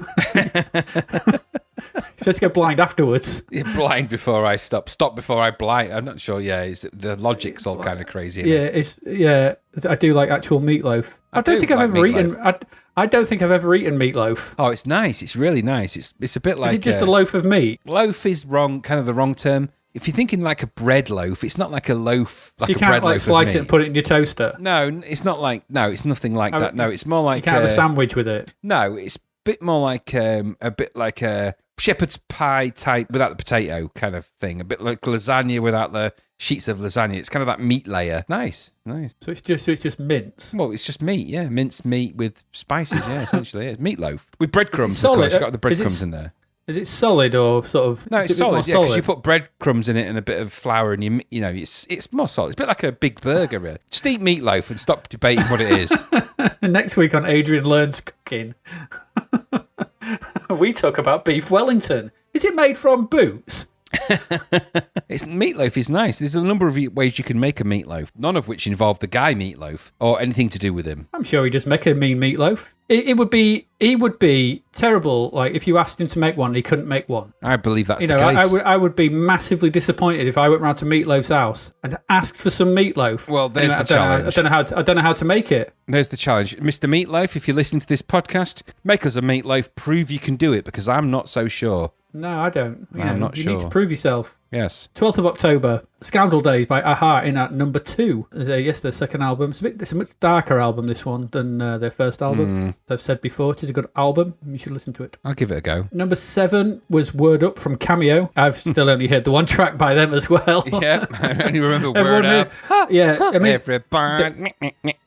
Yeah, that one. the song's so good, they called the album and the single it. Yeah, to make sure that you they called bought the it. album wasn't it. it? Yeah, clever absolutely. marketing, that, yeah. The autobiography of Supertramp in at number 39.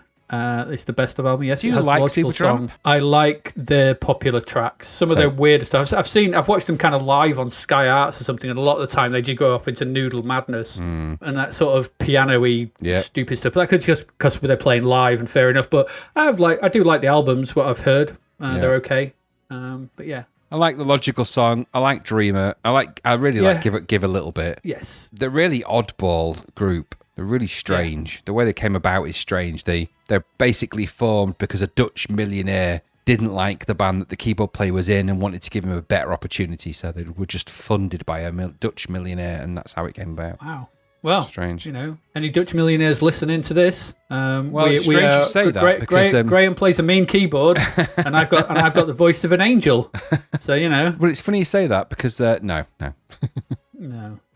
Number 55 was Spit in Your Ear from Spitting Image. Yes, it would be a comedy compilation of the songs that were in Spitting Image. You can guess what's on that. Chicken Song and all that rubbish. Yeah. 19th of October was Uvox from Ultravox. Number 9. Yeah, strange. The original drummer left. It did. Was kicked out. There was a big fallout, big disagreements. The original drummer from Ultravox was left prior to the recording of that album, and so he was replaced by Mark Brzeski from Big Country. So it's got the Big Country drummer on that album. So there you go. There you go. 1 to 1 by Howard Jones at number 10. Howard Jones. It's produced by Phil Collins and Hugh Padgham. He's back.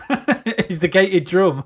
Exactly. The gated kick snare. King of the. I told you when we first spoke about Hugh Padgham, I said he's defined the sound of this particular period, and I meant that in no uncertain terms. He made sure. He drove to Howard Jones's house, kidnapped him, put him in the boot of his car, and then drove around playing gated drums at him for 6 days before they recorded the 1-2-1 track with Phil Collins. I have a bit of a soft spot for Howard Jones, I have to say. Not in a kind of in a crazy way, but it just some of his songs, I sort of know them, even though I'm not sure why. And I actually remember a lot of Howard Jones' performances from Top of the Pops. The big keyboard there. At one point, he had a guy, kind of a bald guy, dressed in chains for one of his songs. Yes. And I just remember that. And I remember his songs being quite lively and poppy and interesting. And I never hated them. I wouldn't say they were my favourite thing ever, but he was one guy doing something quite unique. If you look at the recording credits for that album, he basically programs and does all the synths and does all of that stuff.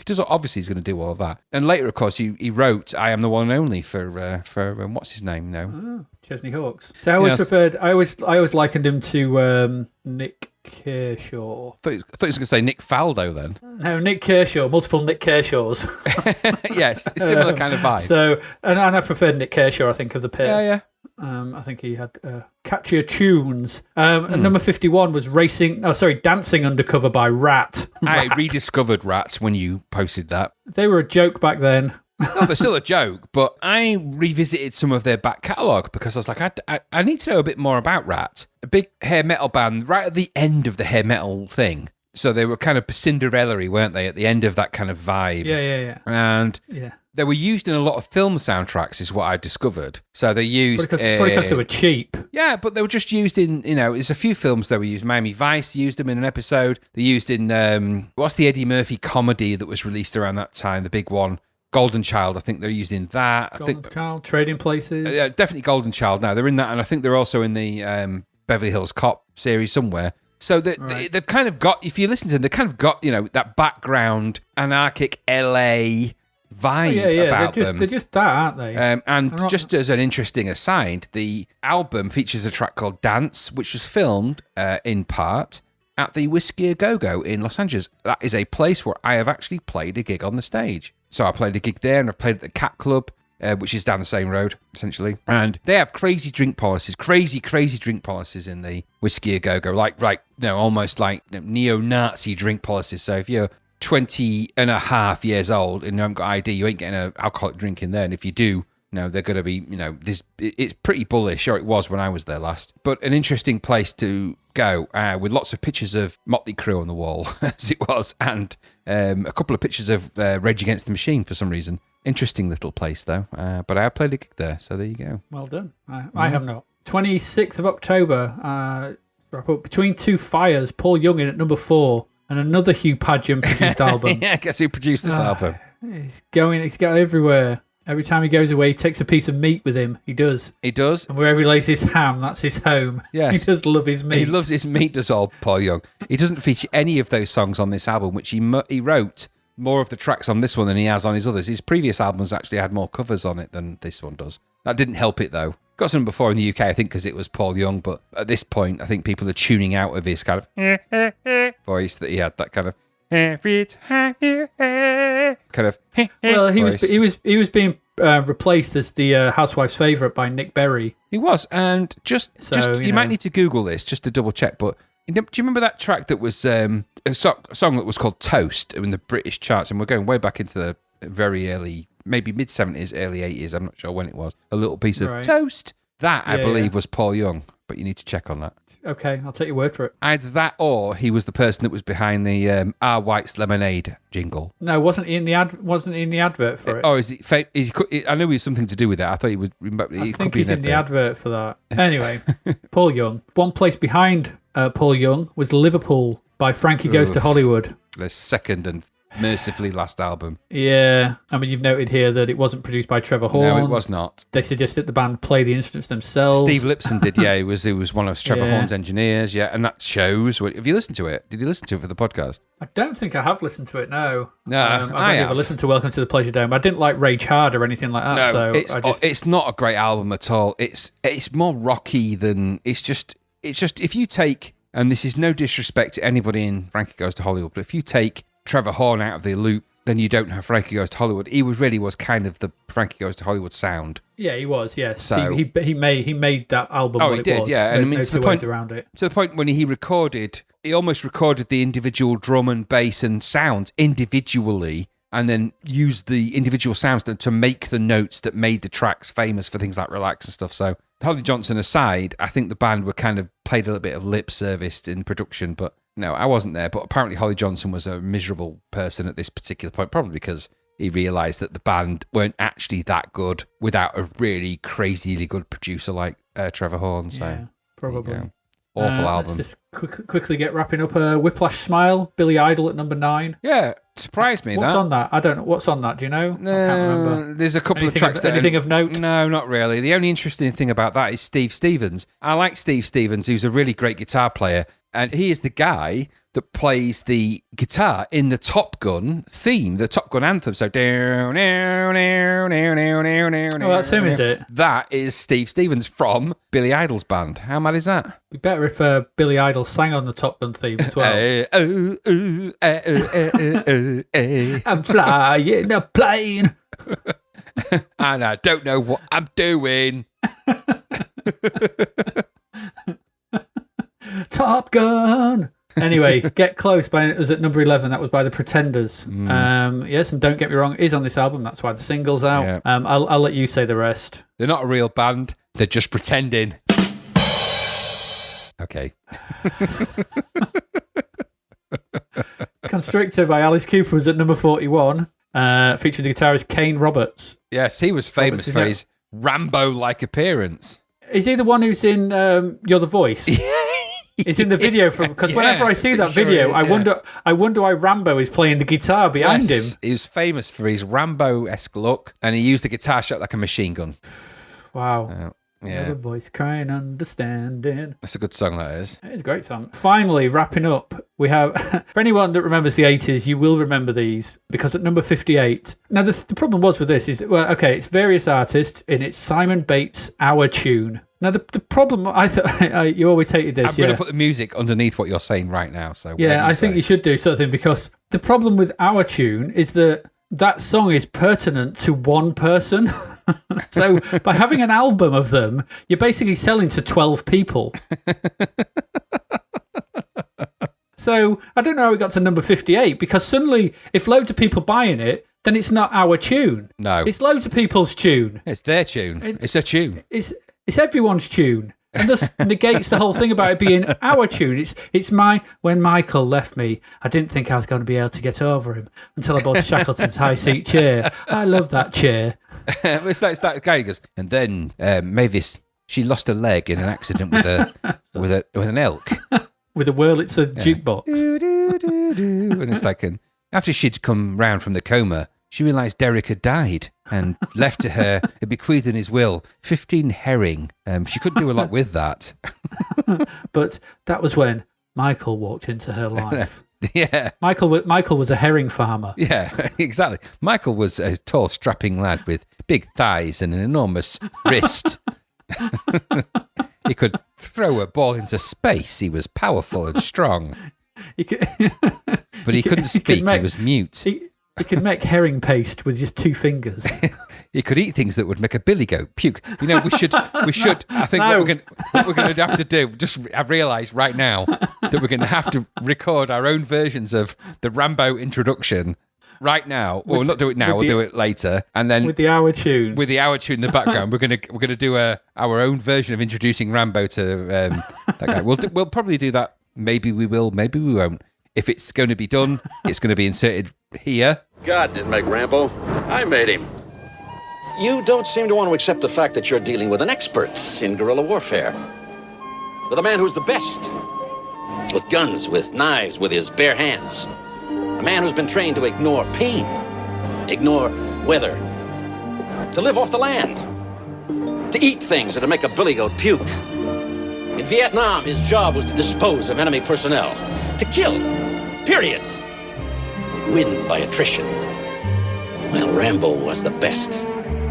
If maybe it'll be elsewhere. We'll see. But because I think your other idea is better as well, which is death passages from the Avengers series with this as background audio.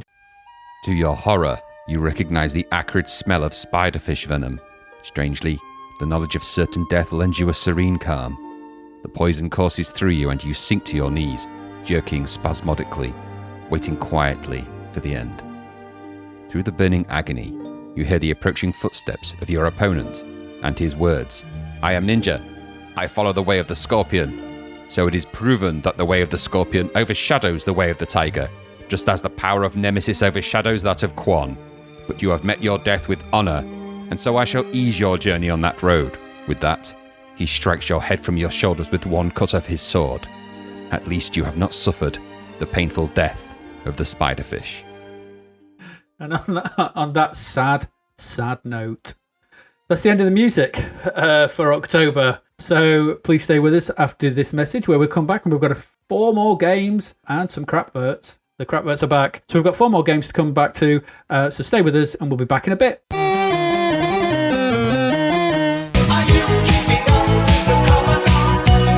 Huge shout out to our sponsor davidhearnwriter.com, where you'll find bargain books, ebooks and audiobooks. Coming soon, Dave's next book is called Escape from the Commodore 64. If you thought growing up in the 80s was tough, just imagine if you got stuck inside your old bread bin and had to beat some of those classic games for real. With no magic 8-ball to guide her, it would be easier to draw the Mona Lisa with an Etch-a-Sketch than escaping from 8 bits of terror. Dave's podcast pick this time is Iridis Alpha. A hat tip to Mr. Minter for coming up with something as challenging as it was wacky. I've even met Jeff Minter once. What a neat guy. All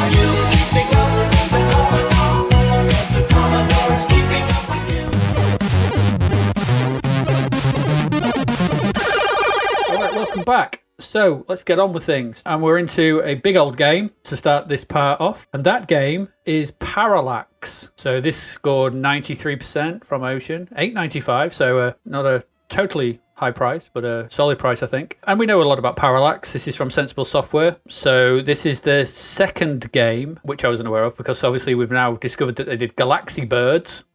And we did. Really, the step from Galaxy Birds to Parallax is pretty massive. It's kind of crazy. Yeah. And this is really a surefire nod of the direction Sensible Software are heading in as to what they're going to release down the line. But we'll get to that in time. Let's talk about Parallax because this is a huge step up. So it's not perfect, okay, but we'll come to that. But it's so much larger in scope and scale and presentation. It's really, this is almost impossible to believe it's by the same people in such a short space of time. I don't know what was going on. Whether Galaxy Birds was written ages ago, so I have no idea. I'm sure we can find out. So anyway, Parallax. What is Parallax? You find yourself stuck on an artificial world that consists of 5 areas. These are Alpha, Beta, Gamma, Delta, and Epsilon. And so you find out while you're here, you find out that there is an imminent attack planned on Earth. So in order to stop this attack, you have to break free of these artificial areas, contact your buddies on the other 4 areas. So there's someone in each area and you've got to work out how to get through to them. So essentially you've got to rescue these 4 and then you can blast off and save the Earth. I guess that's what happens at the end. I never completed it, so I don't know. So to do this, you kind of have a top-down view of the game, which is, for most part, where you fly around. And it's not too dissimilar to Chris Butler's Z or Z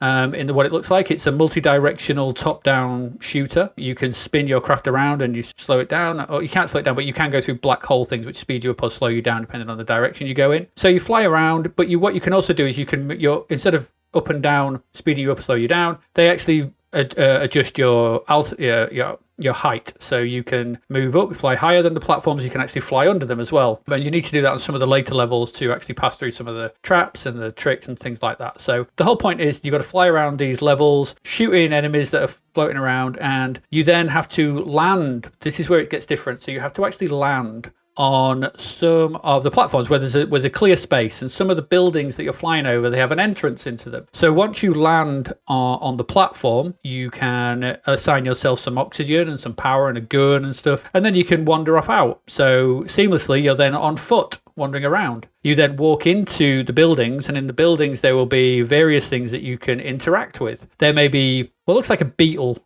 What was it? Is it a Hoover? Is it a beetle? What is that thing Robot. that just moves around? It's a robot of some description. So you can shoot it. Sometimes it's a robot, you can shoot it. Other times there is a scientist wandering around within the room. So within the room, you can shoot the scientist, you wander over to them, and you nick their security card. You can then use this card for multiple reasons. You can take money out of their bank account because you can use money to buy the Bonanza pack, which gives you access to more drugs because you need drugs to drug the scientist. Because what you're looking for, each scientist has a card. That card can access the main computer and will give you 1 letter of the code that you need to enter into the main central computer to allow you access to the next stage. So the game essentially revolves around you flying around this area, landing, entering buildings, shooting scientists, getting this code, building this 5 letters of the code together, going to the central computer, entering the code with a scientist next to you that you've drugged, and then moving on to the next area. That's it. Okay. So that's the game in a nutshell. I think that's really pretty much it. Yeah, very good description. Yeah, it's smooth. It looks very nice. The graphics, they've gone for the sort of more chunkier bas relief style. So the levels are color themed. So the first one starts off with blue, I think, and then it's green, and there's various different colors as the levels progress. If you try and get through there is an opening to the next level to the bottom right of the corner, bottom right of the level. If you try and go through that without having entered the code, it's game over. If you run out of energy, it's game over. You get blown up, and so you have to take care of energy and flight and fuel and these kind of things as you're flying around. One very nice touch that I liked is if you know the password to a level, all you have to do is nab a scientist, drug them, and head to the central computer because it's always the same. Yeah. This does obviously lead to the fact that all codes would probably be printed in Zapped next month, and so everyone would know them. But it's a nice touch that if you can get to the 4th level, you don't have to keep battering your head and boring your way through the first 3 levels. Yeah. You can just kind of almost skip through them, which is a nice touch. You could have basically, you still got to play a little bit, but it's a nice touch to some player affordance, and that's quite good to see at this point in time. What the issues with it? So one of the issues I thought was I didn't feel that your health was communicated quite clearly enough. I couldn't quite make out why when I was going down. There's numbers and stuff going up and down around, and they keep scrolling up on the thing. Sometimes you just want a health bar. I think a health bar would have been easier to read, easier to pass than numbers. It's just a small thing, but just sometimes that's what you need. I'm also not sure that I like the option to put shields up and landing gear and things like that because I don't really feel it added anything, and takes away from what I thought was just a nice control scheme with just the joystick. Just being able to land, if you pull down while you're over a flat piece and it just automatically lands, I don't think you'd be losing anything here than having to have your gear, your undercarriage up and down or whatever, and having to therefore press keys on the keyboard takes you away from just using the joystick. I wasn't a fan of that, but that's really about it. Really, it's a really impressive game, and there's some other bits to it because there's the main, all that aside, you then got Martin Galway on acid. Because I can't think of any other way to describe this, because there's an 11-minute piece on the title screen that I'm not sure fits the game. I have to say, I'm not sure it does. But it's an astonishing piece of music. We keep saying this about Martin Galway. We said it in Green Beret. We said it in Yeah Kung Fu. We said it in Rambo. And he just comes along again and just, in my eyes, and I'm not sure you agree with this, but I think he just raises the bar again as to what is, what is capable with this chip, with this computer. Because what he's done is quite incredible. It's just this moody, lengthy prog piece of crazy madness that just goes off these. Don't play this game, by the way, if you're susceptible to a bit of epilepsy. If you've got epilepsy, because that title screen will muck with your eyes. Oh, it's stroboscopic. Get off it quickly. It's very stroboscopic. It's just a vast raster sort of 3D effects, and it will, after a while, quite do your head in. And especially with that piece of music going on, and you will want to leave it running. The graphics are really nice. The coding is smooth as hell. Everything works. Everything is polished here. Everything is perfect almost. There's some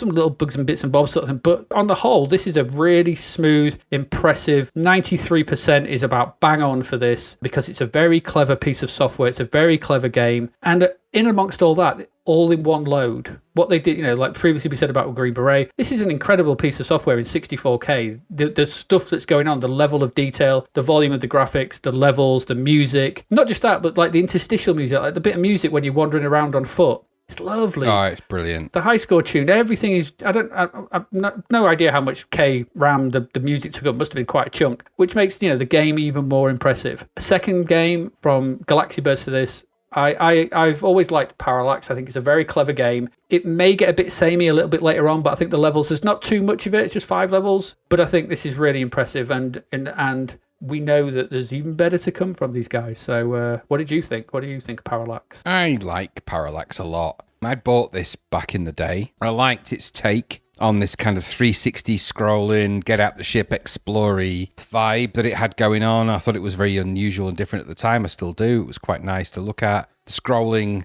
for it was really interesting. And it had that kind of nice scrolly sort of vibe about it. So it had that kind of lower layer scrolling, and then you had the ship and you had the things on top. So it had that parallax scrolling. Mm-hmm. Yes. I thought it's a lovely engineered game, this particular thing. I think it has a nice look. That opening sequence is very dazzling, very different. It's totally unusual. It's kind of filmic almost, because it comes up with Sensible Software Presents and Ocean Presents. It's kind of got that filmic quality. Yeah. So it has production value, which I think is something that a lot of the games that we've looked at simply don't have. Very few had it. Karateka and a few other games had that production value, which gave it kind of a quality just because it had that kind of build-up. So it had that. The game itself, nice graphics, nothing to complain about there. Base relief, nicely drawn. Control the ship. I think you can only go sort of up, down, left, right. I don't think there's angles. I can't remember if there is. Maybe there is. I can't remember. But there is. Yeah, I think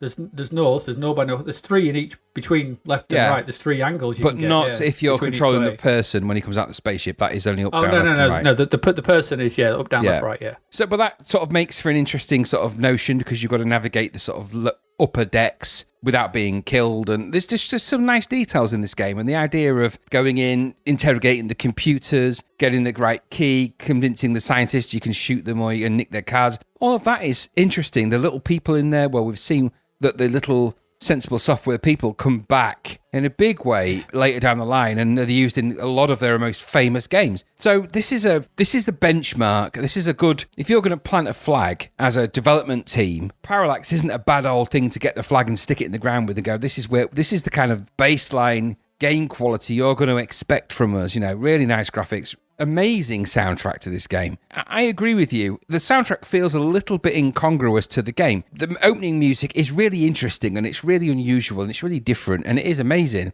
Does it belong in this game? I don't know. Maybe it does, maybe it doesn't. But it in of itself is amazing. The in-game music is great. All of the attention to detail that you would expect from Martin Galway is there. The high score music is one of my favourite high score pieces of music of all Commodore 64 games. Hence the reason we use it at the end of this podcast. It's beautiful. Everything about that high score. I remember thinking that when I loaded the original, because you go from the ocean loader, of course, that beautiful loading screen with the spaceship and the thingy, and it sets the scene great. Then you get the amazing Parallax music, which you don't know what to make of when you first hear it, because you see the raster things flashing at you, and then the Parallax sprites sort of spell out the word parallax in that nice sine wave. It's very demo-esque. It's very demo-like that. Very, yeah. And then you get into the kind of, the whole game parts and the game engine and the game parts of it. It's an amazing thing to witness. Amazing it is. And so you play the game, you get into the game. It's beautiful to look at. Amazing experience. I really like it. I still do. I think it's quite dazzling, and it's quite an interesting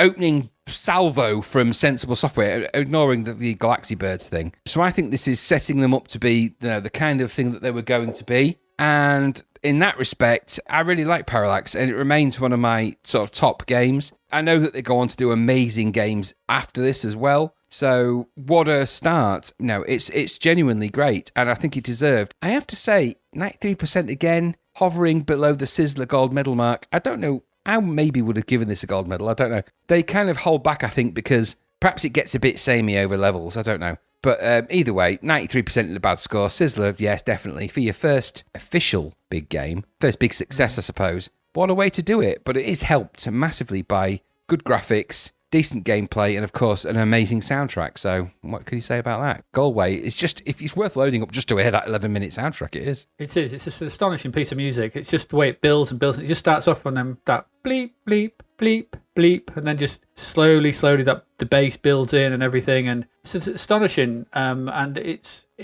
one of those tunes that I used to when I used to be in the bath, when I used to have a bath when I was a kid, I would daisy chain my Commodore 64 as long as I could far away to get to my telly, as close to the bathroom as I could get it, safely. So I could listen to that tune in the bath. There were various tunes that I think I did it with Green Beret as well. Usually always Galway pieces. I have always been a Galway fan above everybody else on the 64. It's always been my favourite, and this is, I think, my the pièce de résistance, should we say, of his, of his original pieces. I'm not sure if I prefer Yeah Kung Fu, but as an original piece, this is astonishing. Yeah, it's a great piece of music. It's one of his best and most well known outside of Green Beret. And I think between the triple whammy we've had, Rambo, Green Beret, Parallax. It's just there's some astonishing talent in there on display, and I like the fact that Ocean and Sensible Software were just open to letting the guy putting this music in, because I imagine that's a pretty brave step. I mean, hopefully we'll be able to ask John Hare about that process and about exactly why and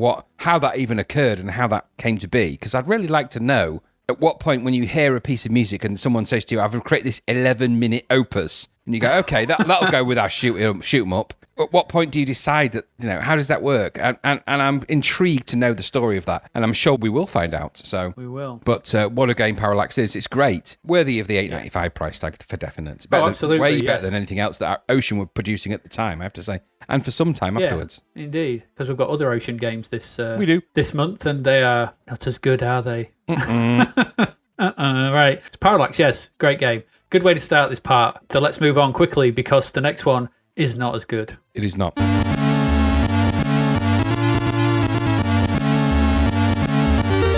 Our next one, Graham, it's all yours, this one. Go on, tell us all about Hole in One. Hole in One. I couldn't decide if they were a bit mean on this. So it's a golf game, and it's... all right, it's not fast. So it's This is slow in comparison to Spiky Harold and Sonic. The trouble is we've had leaderboard. So leaderboard set a benchmark. So golf games, if they're not as good as leaderboard is out there. But leaderboard's more expensive than this. So the question then becomes, how good a golf game is this then for $2.99? So the graphics are quite blocky. They're a bit ugly. They're slow to draw. So it doesn't do things quickly. It does take big chunks of and leaves out of the leaderboard playbook. So you can choose your golf clubs, you can choose kind of the position of play, you can sort of make your way through a golf course. And the question I ask at this is, can you play a round of golf? Yes. Is it well animated? There is animation. I wouldn't necessarily say it was well animated, but there is animation in there. A little bit laborious, to say the least, when you're walking backwards and forwards. So this is kind of the car boot leaderboard. It's like kind of a cheap version of leaderboard. So it's $2.99's worth of leaderboard. So it does all the things you'd expect for a cheap and cheerful version of leaderboard. Is it as good? No. Can you play golf? Yes. Are the graphics as good? No. But can you pick your clubs and control the power and navigate your way to the green and put the ball in the hole? Yes. Does it track any of that? Not in the kind of the same way. Is it multiplayer? I don't believe it was. I don't think so, but... So it's just, it's a car boot leaderboard. It's cheap. Car boot leaderboard. It is. That's what it is. I feel like there was some ideas in there that was it was obviously gated by its end value. So I didn't hate it, I have to say. I thought if you couldn't afford leaderboard, this might be the next best thing you could afford. And if it was, it's not horrible. It's not amazing. And there is some, chunkiness about it, but you can play golf in it. Is it worth just saving you money and buying leaderboard? Of course it is. It got 38% in Zap, and I can see why it did, because it's a bit of a golf horror show, really. But do you know what? I loaded this up. Within 2 seconds, I figured out how to hit the ball in the power ratio kind of thing, which was a bit arbitrary, but I did it. Picked my club, hit the ball, knew what I was doing. Now, was that influenced because I'd played lots of golf games? Maybe. But I was able to pick up this game and go and play golf. For $2.99, that's not a bad thing to be able to do. There's other games out there that have tried sports simulations, any of those soccer games we've played at this sort of budget price, which have been awful. So I was able to play golf. Was it slow? Yes. Was it not 10 quid's worth of leaderboard golf? No. Should I have saved for leaderboard golf? Yes, but this has all the hallmarks of an auntie's game or a grandma game that got bought for you. Have you played the golf game? I know you like golf, Adrian, so I bought this hole-in-one, and that's where I'm going, is it not called leaderboard golf, is it? No, it's not. This is hole-in-one. It's like leaderboard golf, probably, but it's... No, and at that point, you're thinking, okay, I'm tying your shoelaces together, so, you're going to have a stumble and it might hurt. I'm just saying. So, I didn't hate it. I didn't hate it. I thought it was $2.99's worth of golf game, and you pay for what you get. So that was my take. What about you? Right, just before I get into this, you've obviously looked at the issue of Zap. Do you have the issue of Zap open at this present time? I do, actually, somewhere, yeah. Well, if you could turn to page 26, which has the review for Holding One On. Yeah. I just want I couldn't find an advert for this, but this would have been a crapvert. But this is essentially that cover is essentially zombie golf. It is a bit, isn't it? That's a bit weird. Look at them. They're like hollow-eyed zombies playing golf. It's like Dawn of the Dead. It's like they go back to do what they remember doing. And I just think that this is zombie golf. That's what they were trying to do. But other than that, no, because I think that's supposed to be Jack Nicklaus. I think, because it certainly looks like him. It is a bit, but a zombie version of Jack Nicklaus. Anyway, this is awful. I thought this was dreadful. There's one thing that I just want to pull you back to. What have you always said? And this has always come from you, generally more than myself. If you're gonna do these kind of games where they're about balls moving, the physics has got to be right. You need to get the physics right. This has got the wobbliest physics I've seen. It's a bit flaky. There's no way of knowing. You can put an arrow where you think the ball might go, and then you can swing that club, and that ball will go where it wants to go. Because I've written here, there's no skill involved, as every shot is a physics calamity that could leave the ball anywhere. Yes. And it feels like you're playing in some kind of Stephen Hawking's nightmare of physics-defying gravity or anything. Like the air will just be gusts of wind that blow it in many directions. There's no way to know where you are on the course. You can't see you can't see, so you don't know. You don't know how far. It says at the very beginning, it goes, you're 340 odd yards away from the green. Okay, so you smack it, the ball just goes somewhere, and then it draws it again, and it still says you're 340 yards away, or that's still... There's no indication, because half the time you can't see the green. This was rubbish. It's way too overly animated. It's like someone, that main guy walking backwards and forwards, and they were like, oh, that's good, that's great. No, just get on with it. There's nothing. I hated this. And I know I love leaderboard, but to me, this was a physics travesty. One of the worst physics things we've seen, and in that respect, that Steve Davis snooker was way worse than this. See, I thought this was worse. No. But I would argue that Steve Davis's snooker is simulating 20 2 balls, trying to simulate 22 balls. This is just one, and it can't do that well. I think, like the Zapped review, I think you're in the back of your mind, you've got leaderboard, and you can't help but compare it. If you scaled down leaderboard to $2.99, you'd end up with this. This is Aldi leaderboard. This is cheaper. Well, why would you? Because I can't believe it's not leaderboard. exactly, but this is accessible golf. This is accessible leaderboard. That's what it is. It is. It's just it's $2.99. It's pocket money leaderboard. If you want real leaderboard, save your pocket money. If you want cheap and nasty leaderboard with none of the redeeming features of a quality golf game, but you can still play around a golf, albeit weirdly. Here it is. There it is, right there. This is not like any golf that I know. I put this is an awful golf sim that takes every step forward made by leaderboard and loses them in the bunker. Yeah, totally. I didn't like the control system as well. I didn't like the way that once you'd pulled your club back, you couldn't kind of adjust it. So it seemed like weird. I didn't like the control system of pulling the club, because you didn't know there was no power scale, or it was just floatness. I hate it. Yeah, I quite like the idea though. It's just the randomness of a golf strike. Was never lost on me, Was I going to hit it towards the flag? Was it going to go miles past? The weird thing is, I actually did quite well at this game, and I'm not exactly sure how or why, but I did.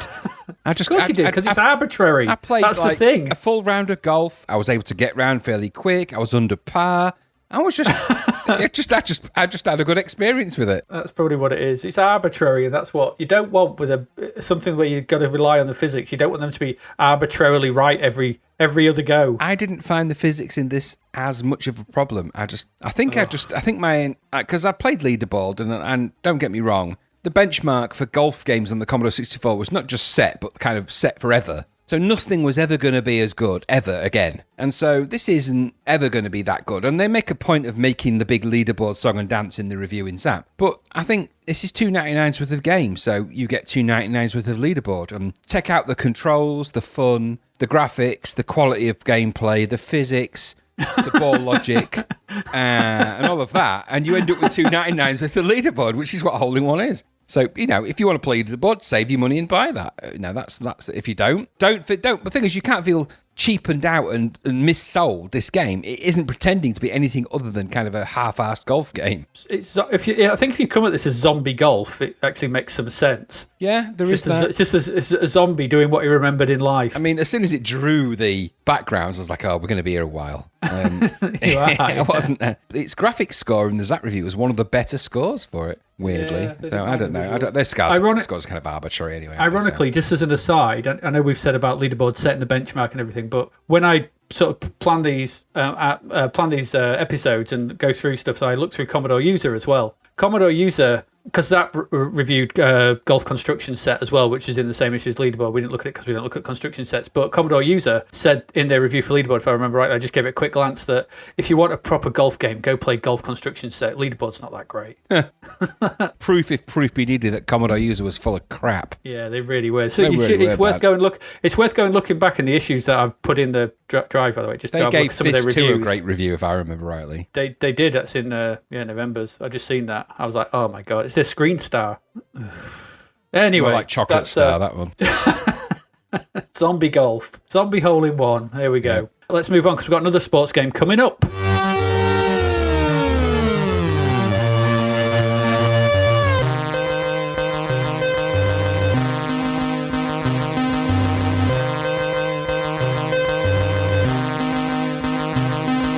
So this is much more expensive. This is £15. It's disc only, and it is... Ooh, heavy. What is it called? Game Star something or other, 2-on-2 basketball. Yeah. There's a big name for this, but it's basically Zapped have it down as 2-on-2 basketball. So this is a basketball game. So that's it, really. Here we go. That's it. Done. Let's move along. So this... Okay, so we've had... I believe we've only had international basketball. I think so at this point, yeah. I don't think there's been any others, not yet. So this is what this does. Is this in the option stakes? This is superstar ping pong to ping pong. Because in the options. So this is many options compared to obviously international basketballs. What colours do you want your players? Yeah, and that was it really. So this absolutely there's loads. There's tons and tons of options here, and this is attempting to be quite an in-depth sort of sim and quite forward-thinking basketball game. So there's a lot here. They that's play the reason on why that heavily, right? Yeah, and that's the reason why it's disc only. Okay, so let's start off. You can practice. You can have the full game. So how this presents itself. So the way that this presents itself, instead of seeing it from the side like international basketball, you actually just see it a half of the court from I don't know how to describe it. So looking towards the basket. Yeah. So it's the best from way. So half court to basket. Yeah. So half court to basket, and you see that going into the screen sort of in 3D, and you run around in that area. When you're attacking, you see the same thing. When you're defending, you see the same thing. It's just the other end of the court, I guess. So it's 2-on-2, and that's what you see. So you can have practice games. You can play around the world, or you can play horse. I'm not going to bother. Look them up. There's two modes of basket. It's just scoring baskets against each other, and you can do those two kind of things. The classic sort of when you have a hoop and throwing balls towards a hoop, games you can play. You can play one versus the computer, two people versus the computer, or one and the computer versus two in the computer, which is impressive. You can do loads of types of shots, hook throws, rebounds, slam dunks, all kinds of shots going on. You can go for 3-pointers. You then have to decide if you just want an exhibition game or you want to play a full-on league. So if an exhibition game, it's just a one-off game of basketball. But if you're playing league, then you have to choose your division. You do this in exhibition as well, but you have to choose which division you want to play in, whether you want to play in the north, the south, the east, or the west. And then you play a 5-game season against the other 5 teams in the division. You can save your progress, because obviously it's a disc-only game, so that's quite handy. If you win the division, it's into the playoff semis and then the final against all the other teams coming out of all the other divisions. There are tons of stats that you can look for stats of all the other teams and what their strengths and weaknesses are, percentages for shot completion. You can amend your stats, so inside and outside,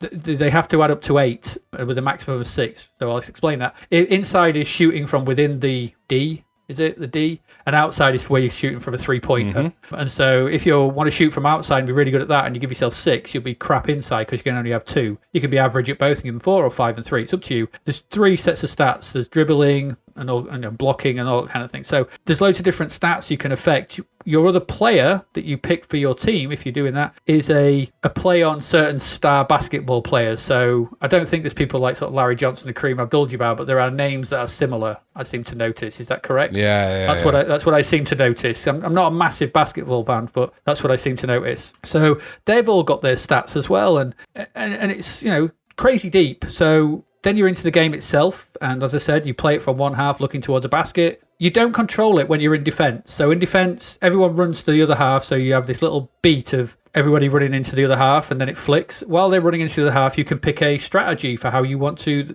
your other player to act. So you can tell them to go left, right, stay near the basket, stay at the back. Once there, you bounce the ball around, you can pass it, you have to angle your pass, you can shoot, they will block you. If you score, it flips around. If they steal it off you, then they run towards you and you pick a defense, and so on and so forth. It's all right. I think the abundance of stats is one thing, but the actual game itself, it's smooth and it's enjoyable getting baskets, but it's just a bit drab, I found. I just found it a bit dull. You get that constant static sound that the C64 does that's supposed to be for crowd. Yeah, and then every now and again it'll pick up for when you score a basket or go for one. You can block and you can do that. You can get done for traveling and all the all the sort of penalties you can pick up. I just wanted to actually go from net to net, basket to basket. Sorry, just give me the choice. As soon as we've picked a thingy, let's start, and I have to work my way out, and then it flicks. And rather than just having it take control away from me and running towards the other end. Yeah. And because that got quite old quite quickly, it just kind of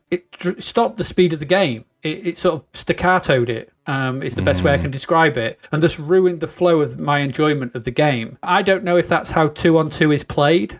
Maybe it is, and so I don't know enough about basketball and 2-on-2 basketball, whether this is actually a thing itself or whether it was just because they could fit 8 sprites on the screen, and so that was 2-on-2 is what they could do. It's ambitious, having the league and everything that you can play through. Have we come across anything where you can play in a full-on league? And I don't think so. Maybe in American football games or anything? Did touchdown soccer No, do it didn't. Not really, no. I don't think so. So this is really ambitious in that respect. It's FA what Cup it's going football, for, maybe? That was just a competition, wasn't it? It was just one-off games with no Yeah. league or anything. And maybe, a bigger basketball fan than myself would probably have lapped this up back then. I think they would get a lot into this, and I think playing through those leagues and working out your stats and who's better, because there's quite a bit of skill in scoring, because you have to hold down the fire button when you jump to make him jump and shoot, and just as you reach the sort of top arc of the jump, he'll flick his hand, and that's when you let go of the fire button, and that's when you've got the best choice of scoring. So there's lots to this, and that will actually be seen probably in lots of later basketball games, I feel. But I just, at this point, I'm the kind of person that would just prefer a quick game of international basketball, and that's where I was. So it's all the frippery around the edges, all that detail and everything is kind of a bit lost on me. But I absolutely 100% think that is just me, and I think there's an okay basketball game here that a fan of basketball would probably get. Like we said about the American football games, like Super Bowl, XX, a bigger American football fan would probably get more out of it than I would. So that's probably just me. I don't know, how did you feel about this? Are you a bigger basketball fan than I? No, I am not a basketball fan for a number of reasons. Firstly, I am built like a rugby player, so me jumping up in the air at basketball is both dangerous and unwieldy. And also, I've got the throwing accuracy of a broken monkey. So, no. But personal feelings around basketball aside, this is a neat little basketball game, and it's interesting, this. There's a lot of precursor stuff in here. So I like the perspective that it played. I like the fact that it was nippy enough and the sprites were quick. It didn't slow down or get all sluggish or anything like that. No, it didn't. They kept the logic of the game simple and adhered to the rules of the game, which is something that we've said is very important, and it does all of that. And in fact, you can play a good game of basketball, you can play leagues. There's a lot to this. There's a whole raft of stuff in this game, which I thought was quite interesting. Now, yes, of course you need to like basketball to really get anything from it. And if you do, I think you're going to get a lot from it. The graphics aren't terrible. They're not amazing, but they're not terrible. You can play basketball. You get the idea of the basketball court that you're on and the way it works. You can soon get to grips with the kind of way you try and score. Yes, it's not easy to do straight away, but you've got the practice pitch for that. So I think the way it presents itself is it's trying to portray a more realistic notion of basketball as a game, and a computer game. And does it succeed at that? Yes, it does. It's not half bad. It gets superseded by a more playable version of basketball when Street Sports Basketball comes along later by Epix. But up to this point, there's been nothing as good as international basketball, which wasn't great, but it was okay. This is actually really, really good. It's expensive, though, and disc-based, and there's stuff that makes it a little bit less accessible, perhaps, than it could have been. But I thought it was a neat game. I thought you had a lot of options. I thought the graphics really worked in the context of what it was. Maybe a little directionally challenged in terms of the way you kind of controlled it, and judging some of the distances when you throw seemed maybe a bit arbitrary because it's based on kind of a press of a joystick button and how long you hold it. But other than those things, which you could get potentially better at the more you played it, I thought this was quite a nice, approachable. It reminded me of the kind of approach that leaderboard golf took to golf, is that you have options and have things that are around the edges, but just let people in and play. I think perhaps the only thing with this is perhaps it doesn't let them in enough to just get on with it. There's still that little bit of legwork to do in understanding basketball, understanding the way it kind of works and the way you go around it. So graphically, quite nice. Gameplay, nice, slick, fast loading. It was a nice fast loader on the disc as well. So it had a lot of good stuff going for it. I just, you know what, I realised that I didn't dig a lot of these sports games, apart from maybe the big compendium games, the World Games and the Summer Games and all that kind of thing. These sort of one-off basketball games always kind of elided me, not just on the Commodore 64, but in everything, even later down the line when they came out for the Mega Drive and then all of the various fancy consoles.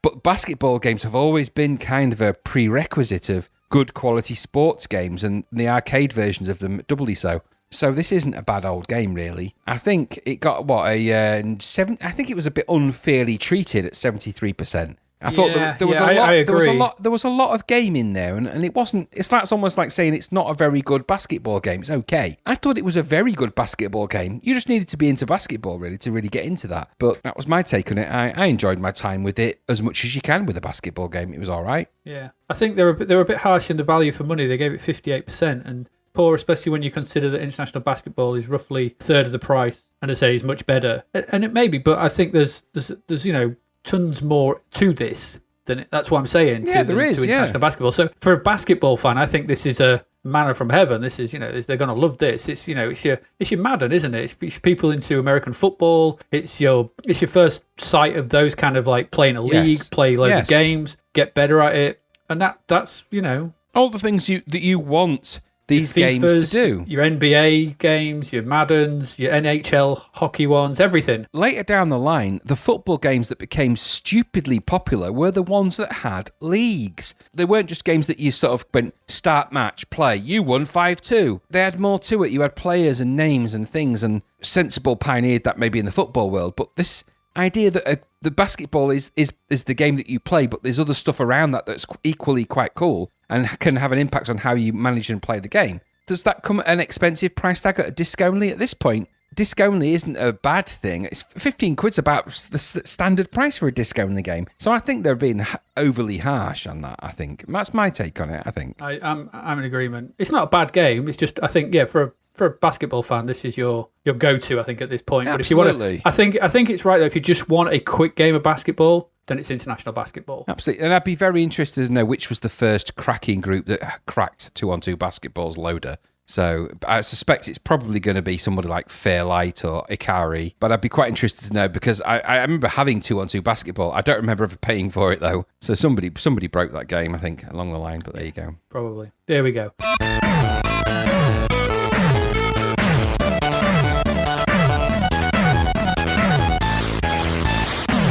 So we've got one more game coming up. What is that game? Well, that game, Graham, you're going to tell us all about Druid.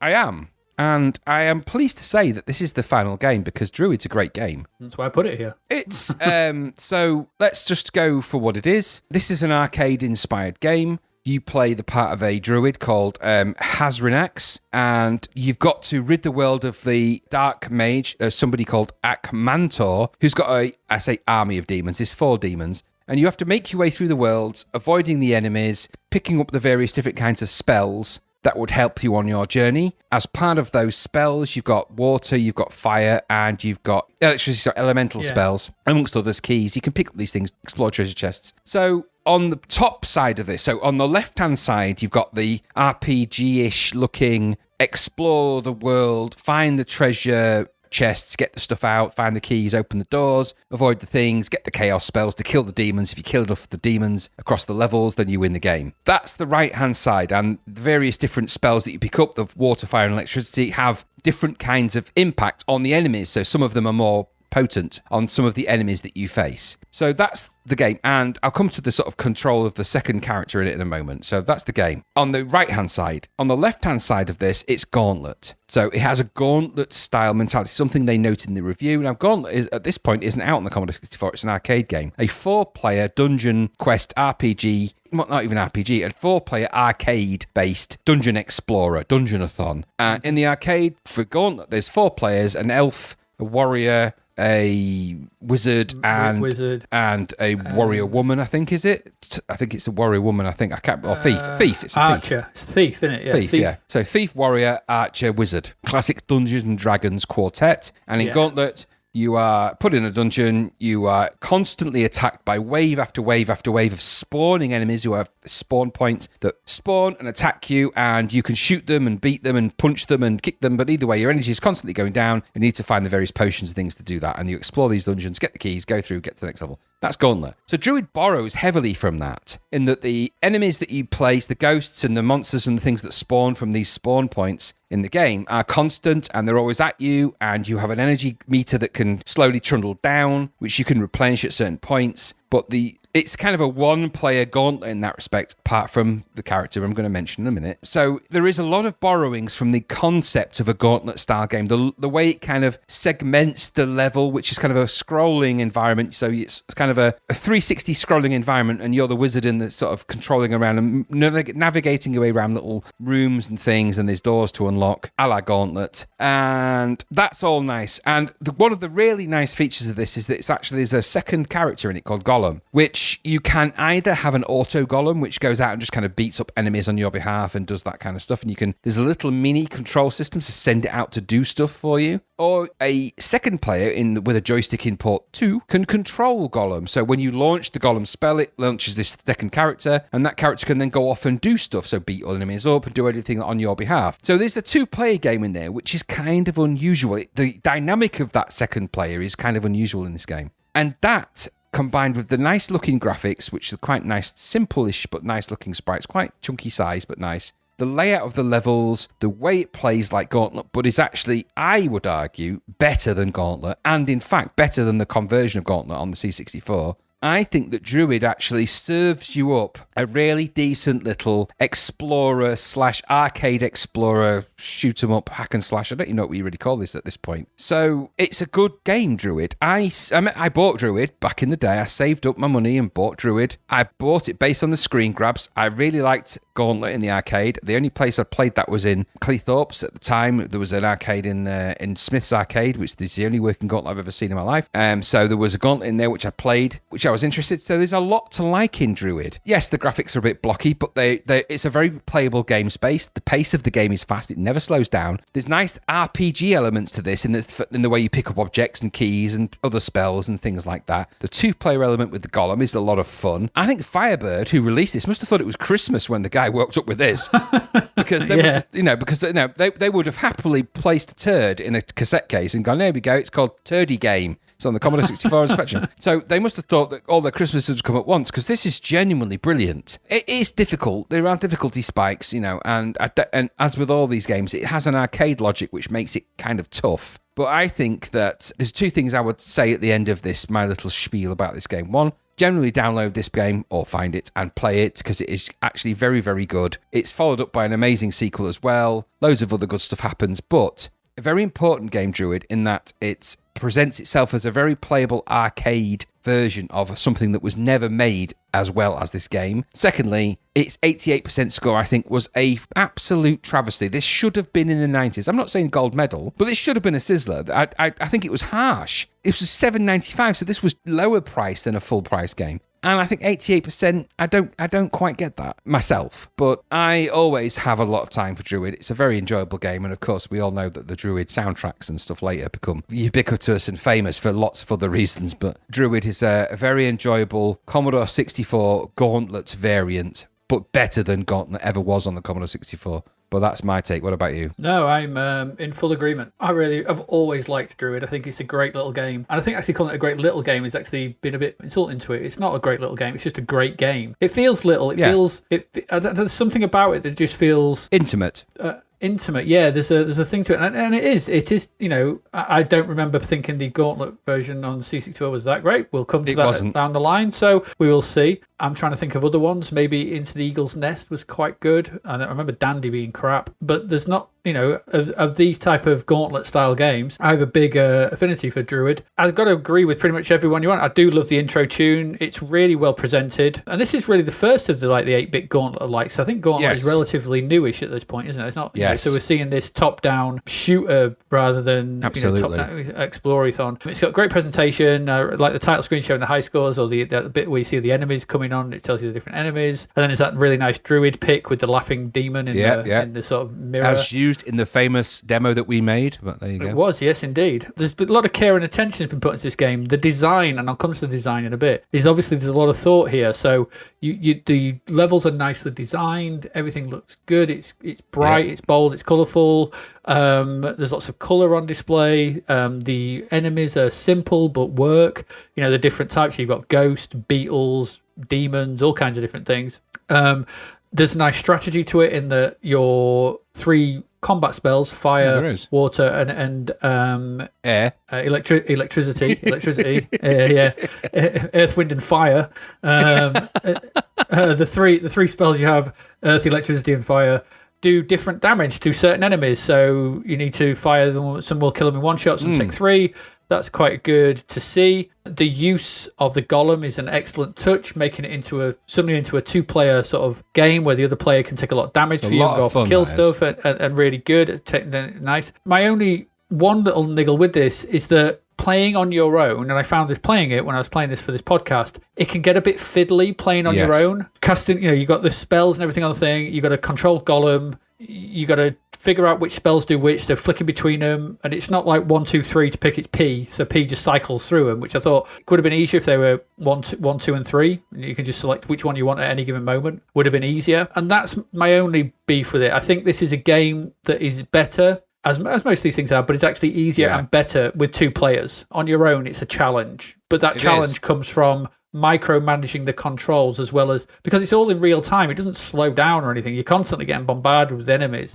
And so that can become quite tricky, and it's quite easy to get stuck. And I think also as well, it's quite easy to get stuck on some of the sprites, and the landscape a bit is some tricky a bit to get around. It's a nice UI though, the way your energy goes down is like a little twirly bar. And absolutely, like yeah. The visuals and the presentation, that the UI across the top, the use of the spells and everything, and the scrolling, it's all very smooth. Interesting fact about this game, and I don't know if you know this, the designer is Dean Carter. You know who Dean Carter is? Have you heard the name? Bobby Carter's brother.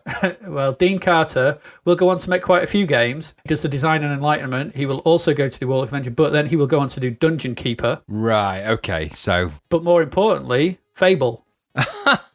Okay, yeah. And Fable Lost Chapters, Fable 3, Fable Anniversary. Wow, that's amazing. Yes, Dean Carter is, goes on to work on Xbox and everything. So this is where he starts. He designs Druid. He designs Enlightenment. He's a game designer, and he's done all these kind of things through. He does Warlock the Avenger, which I think looks very much like a Druid as well. I've not played that one. That's 1991. But yeah, Dungeon Keeper Deeper Dungeons, Gold Edition, Fable, Lost Chapters. You can see that this, it has this design. I didn't know that. Yeah, and that's what I mean. So when you look at this game, you can see this has been designed by a game designer. Yes. And we talk about this a lot, I think, in this podcast, that some games are made by people who can code, and some games are made by people who can do graphics, and some people are musicians. But what a lot of games we talk about is they lack a game design. They lack someone to think about the overall design of the game itself. Yes. And I think the thing with Druid, and the reason why it stood the test of time, and the reason why it's still such fun to play today, is because it's got a clear design to it. Yes. It's well designed. Yes. Everything seems thought out and works. And from even at this stage in 1986, there's a level of thought behind this game, and I think that's why it stood out. Because this could have been a cheap knockoff Gauntlet, just run around and hack stuff around, but it's not. There's loads more depth to it. There's loads more elements to it, and there's loads more things to it, and that's why I think this works. So I thought that was an interesting rationale behind why this does work. It is interesting, and my last thought on this was, this reminded me, if we'd have given the challenge of making this kind of game to the students that we've taught, I can guarantee that Adam would have been the guy that came up with this. Yeah, probably. With its polish, with its finish, with its design, because, and I know we've got many talented game students that we've had in the past, and they've gone on to amazing things, but I just, in my gut, I think if ever there was a game that had the Adam stamp on it, it would be this one, because it just struck me as, having watched him develop all that time for all the different games he'd made, it has that kind of level of polish, and that was always his thing. It was his level of finish and detail, which is what this has got. So totally cool game, interesting historically, and I didn't know that about it, which really does paint an amazing picture of where this guy began and where he was going to head. Amazing to know that. Yeah, I mean, his first game was something called Rockman, which I've not played, 1985, and he was by him, but yeah, this was designed by him. So interesting, and I think a good game to end on for our games for this episode. Absolutely. So there we go. We'll come up with a quick roundup, but we've got some Crapverts that we're going to move on into. Let's get on to these, because we've got a few. I found loads this month. The Crapverts were back, so we've got some this week and next week. Our first one is oh Lord, it's the Hessian back nightmare that is Highlander.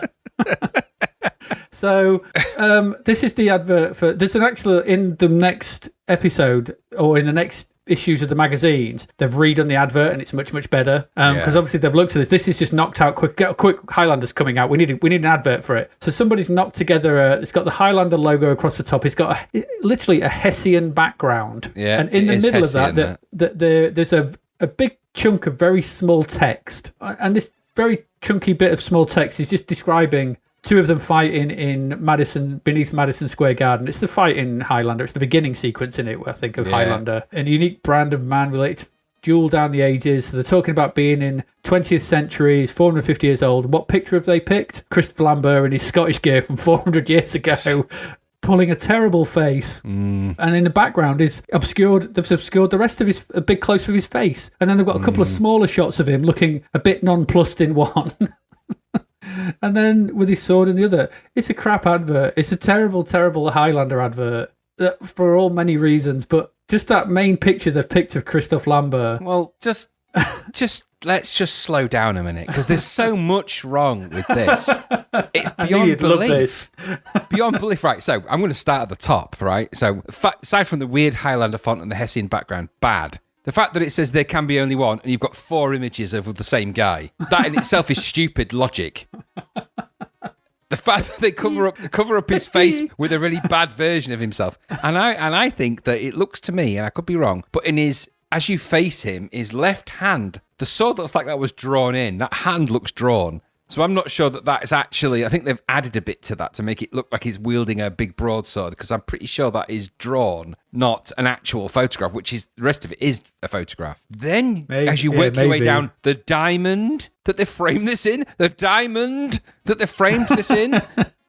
go to the left testicle, which is where you've got a picture of Mr. Nash wielding his samurai sword in a giant pervo mac, really, which is from the film, okay. And then on the right testicle, you've got, again, Conor McLeod, for some reason, in his Scottish outfit. But look at that sword on the left. They've just superimposed it. They've just drawn that in. If you zoom in on the sword, he's got the samurai sword in his left hand and his right hand. They've just superimposed a bad, or photoshopped maybe, a bad version of the sword over the image to make it look like it's in his hand. It's really crap. Oh, God, yeah, they have, haven't they? Yeah, I can't explain why they've done that. I don't want to know. Then you've got at the bottom of the diamond, you've got the ocean logo, which is disproportionately big. Then you've got for some reason, the address of the software company, which makes no sense to have it there. Why? I'm going to totally redo this advert, by the way. Why have you got that in there? And then, at the bottom left, you've got the 3 screen grabs of the various versions, which don't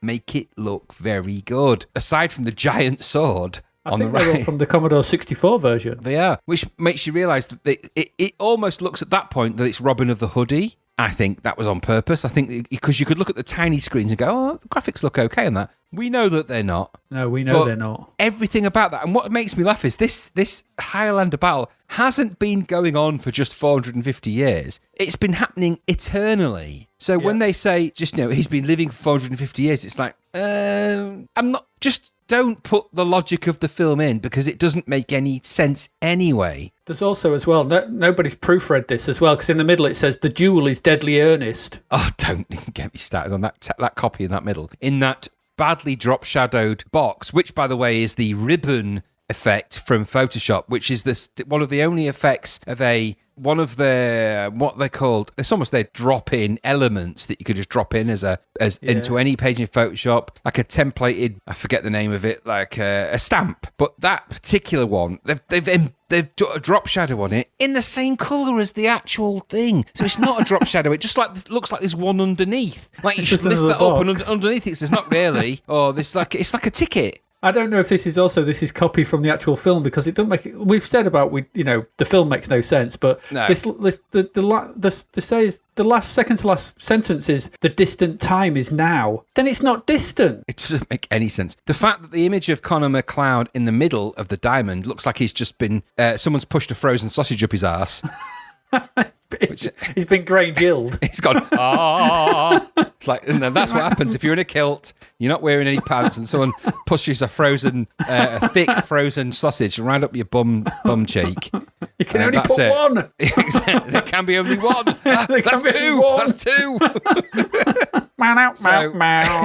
Sorry, but the idea of a Highlander that's got 4 images of the same person when the very first line is there can be only one tells me that this is stupid beyond belief. And I am pretty sure, and I could be wrong, and you might want to correct me on this, but tartan is the official pattern of kind of Scottish stuff, not Hessian. So it just makes it look like the background's been drawn on a sack. It's just a sack, yeah. It's just like Conor McLeod's sack race. Oh, just bad. It's a bad advert. Bad. I thought it's a you'd classic like that. Crapvert. I am going to redo that one. Like I've done a couple of the others. I'm going to redo that one. And I know there's a new version, but I'm going to redo it anyway. So just stupid. Okay.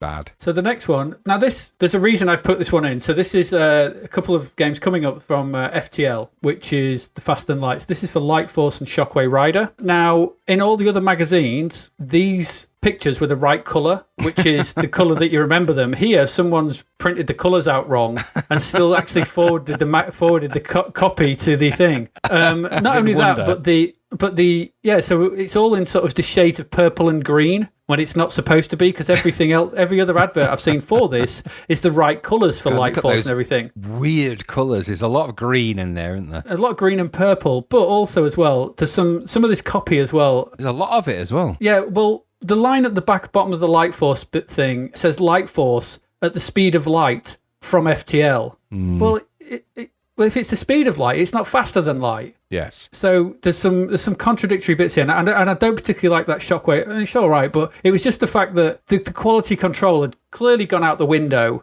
It's like, somebody's, no, you printed it in the wrong. Just send it anyway. It doesn't matter. Print it. The text on this advert reads like a scroll text from a 1987 demo from a European demo group. That's what I thought as well. Yes. So Light Force is for vengeance. Lots of dots, lots of full stops. Loads Light of Force dots. is the punishment arm of the Galactic Fighter Command. When a Terrans, it doesn't make any sense. It's just stupid, nonsensical. It just says Light Force Fighter at one point. And also, the top bit, just to annoy your typographical annoyances, games at the speed of light from FTL, well, they're faster than light, so that makes no sense. But, ... but the speech marks over the dots? Oh, don't. It's just that Light Force confronts Alien in a dazzling battle above the strange landscapes of the ice planet, the jungle planet, alien factories, and the impassable asteroid belt. I don't want to play a game that's got an impassable anything, because it's impassable. No, just stupid. And then Shockwave, because Shockwave Riders is quite it's really a really odd game, and I'm sure we'll come to that. It will, But I am pretty sure it says Shockwave Riders are the pick of these street gangs, athletic, aggressive, and arrogant. I'm pretty sure that is just the Tinder profile for the people that made this game. Probably, as they cruise along the triple speed moving walkways. Yeah, so... the great mega cities. Yeah, where did they borrow that from, I wonder? Yeah, the ultimate aim... Why are these mad capitals? Because we now know that as shouting. Back then, I suppose they didn't, but the ultimate aim of every rider is to go, full circle. Why is full circle in speech marks? Who said that? Don't know. It's the ultimate future shock. It says to do that, he must fight off the block boys, the cops, and the vigilantes, which is, I'm not sure if that's right, as well with one L, as negotiating the speed traps and rider ramps erected by the angry local Reds. Oh, it's just crap. I'm glad you picked that out, actually. Aside from the really odd colour scheme, it's a crappy advert. And funnily enough, both got Rob Hubbard soundtracks for those games, haven't they? So they have. Light Force is particularly good. Yeah. Light Force is one of my fave Hubbardy soundtracks. Shockwave Rider isn't a bad old crack, but the games are, if this is the best that comes out of Tipton, then I'm not sure. These adverts are not great. And it's got that bloody awful, stupid, that FTL writing has got that kind of, metallic-y stroke effect. It's got that kind of, gradiated. It's more 80s than 80s. Yeah, dual gradation. So it gradiates from purple to kind of light pink, black, mysterious line. And then you've got the... Yeah, but none of those colours are right. No, they're not right, and they've come out right. No, and it's faster than wrong. It's raster, and it's faster than wrong. Yeah, it's nothing can go faster than light, and these games certainly don't. So, egg, dog, make of that what you will. All right. So our last one is for right. Just before you get into this, because there's a bit that killed me when I read this. But this is for Montezuma's Revenge, featuring Panama Joe. Now, Montezuma's Revenge is obviously now an unfortunate euphemism for a problem you might have down below. So it's having the squits, I guess, isn't it? Oh, dreadful case of Montezuma's Revenge. Yeah. But read the text. It says, I had to think quick. Remember where I seen that key, or I'd be hot-footing it over a fire pit. That's when the head bone. That's a skull. We call it a skull. When has anybody ever called it a head bone? I'm sorry to say, Mr. Mills, but you've fractured your head bone. Are you a medical doctor? 'Cause I'm sorry. Can you get me a real doctor? Because nobody has ever referred to a skull as a head bone in my time. It's hilarious. The picture shows right. So now this wasn't going to be no day at the beach, right? Okay, fair enough. Then we see the picture with the head bone coming at him. Whose hand is that? Because it's not his. He's got a firm grip on that joystick. I'm telling you, that's breaking that joystick. That's borderline phallic. That thing's going to go off. Oh dear! But it's just there's many things I don't like about this advert. That's one of them. That stupid head bone. But also the yellow teeth at the side. The first line of that little text underneath. If you've got a mind like Einstein, fair enough, and the reflexes to match the reflexes of a 70-year-old physics professor. He was known quite well for his reflexes. Einstein. I tell you what, that guy had the dexterity of a fox. He could leap around. It's a revolutionary game that challenges you to think smart and react fast. Join Panama Joe. Trademark. Why'd they trademark that? Join Panama Joe's search for buried treasure. Figure a way to get him over the fire pits, behind the locked doors. Through I don't like 100 those yellow teeth either. It's making bad, me isn't it? uneasy. Yeah, they do things like that, though. They feel like they have to edge things. And I quite like the Databyte logo at the bottom. I quite like the way it's presented. It's got a proper drop shadow on it. Never a bad thing. Oh, yeah, that's okay, but headbone and yellow teeth. But, they're trying to push this whole Panama Joe thing. If you don't have a context for something, then it means nothing. They may as well call him, Peanut Phil. Because Well, wait till we get to the ones for next month. Don't look at him Montezuma's yet. revenge. And who's Montezuma? And why aren't you explaining why it's a revenge plot? Why is it anyway? He does look worried, doesn't he? He's got very bulgy eyes and a very big handlebar moustache. Old Got a massive. Well, is Panama Joe. Do you remember? You might not remember. You might remember in the Thundercats TV cartoon, the original cartoon show. There was actually a character in it called Safari Joe. So I wonder if they've borrowed a bit of that for this. But I'm pretty sure that I'm still alarmed by his grip strength on that joystick and the way he's bending it forward. My feeling is he's not thinking about his endangerment. Headbone. He's thinking about making himself.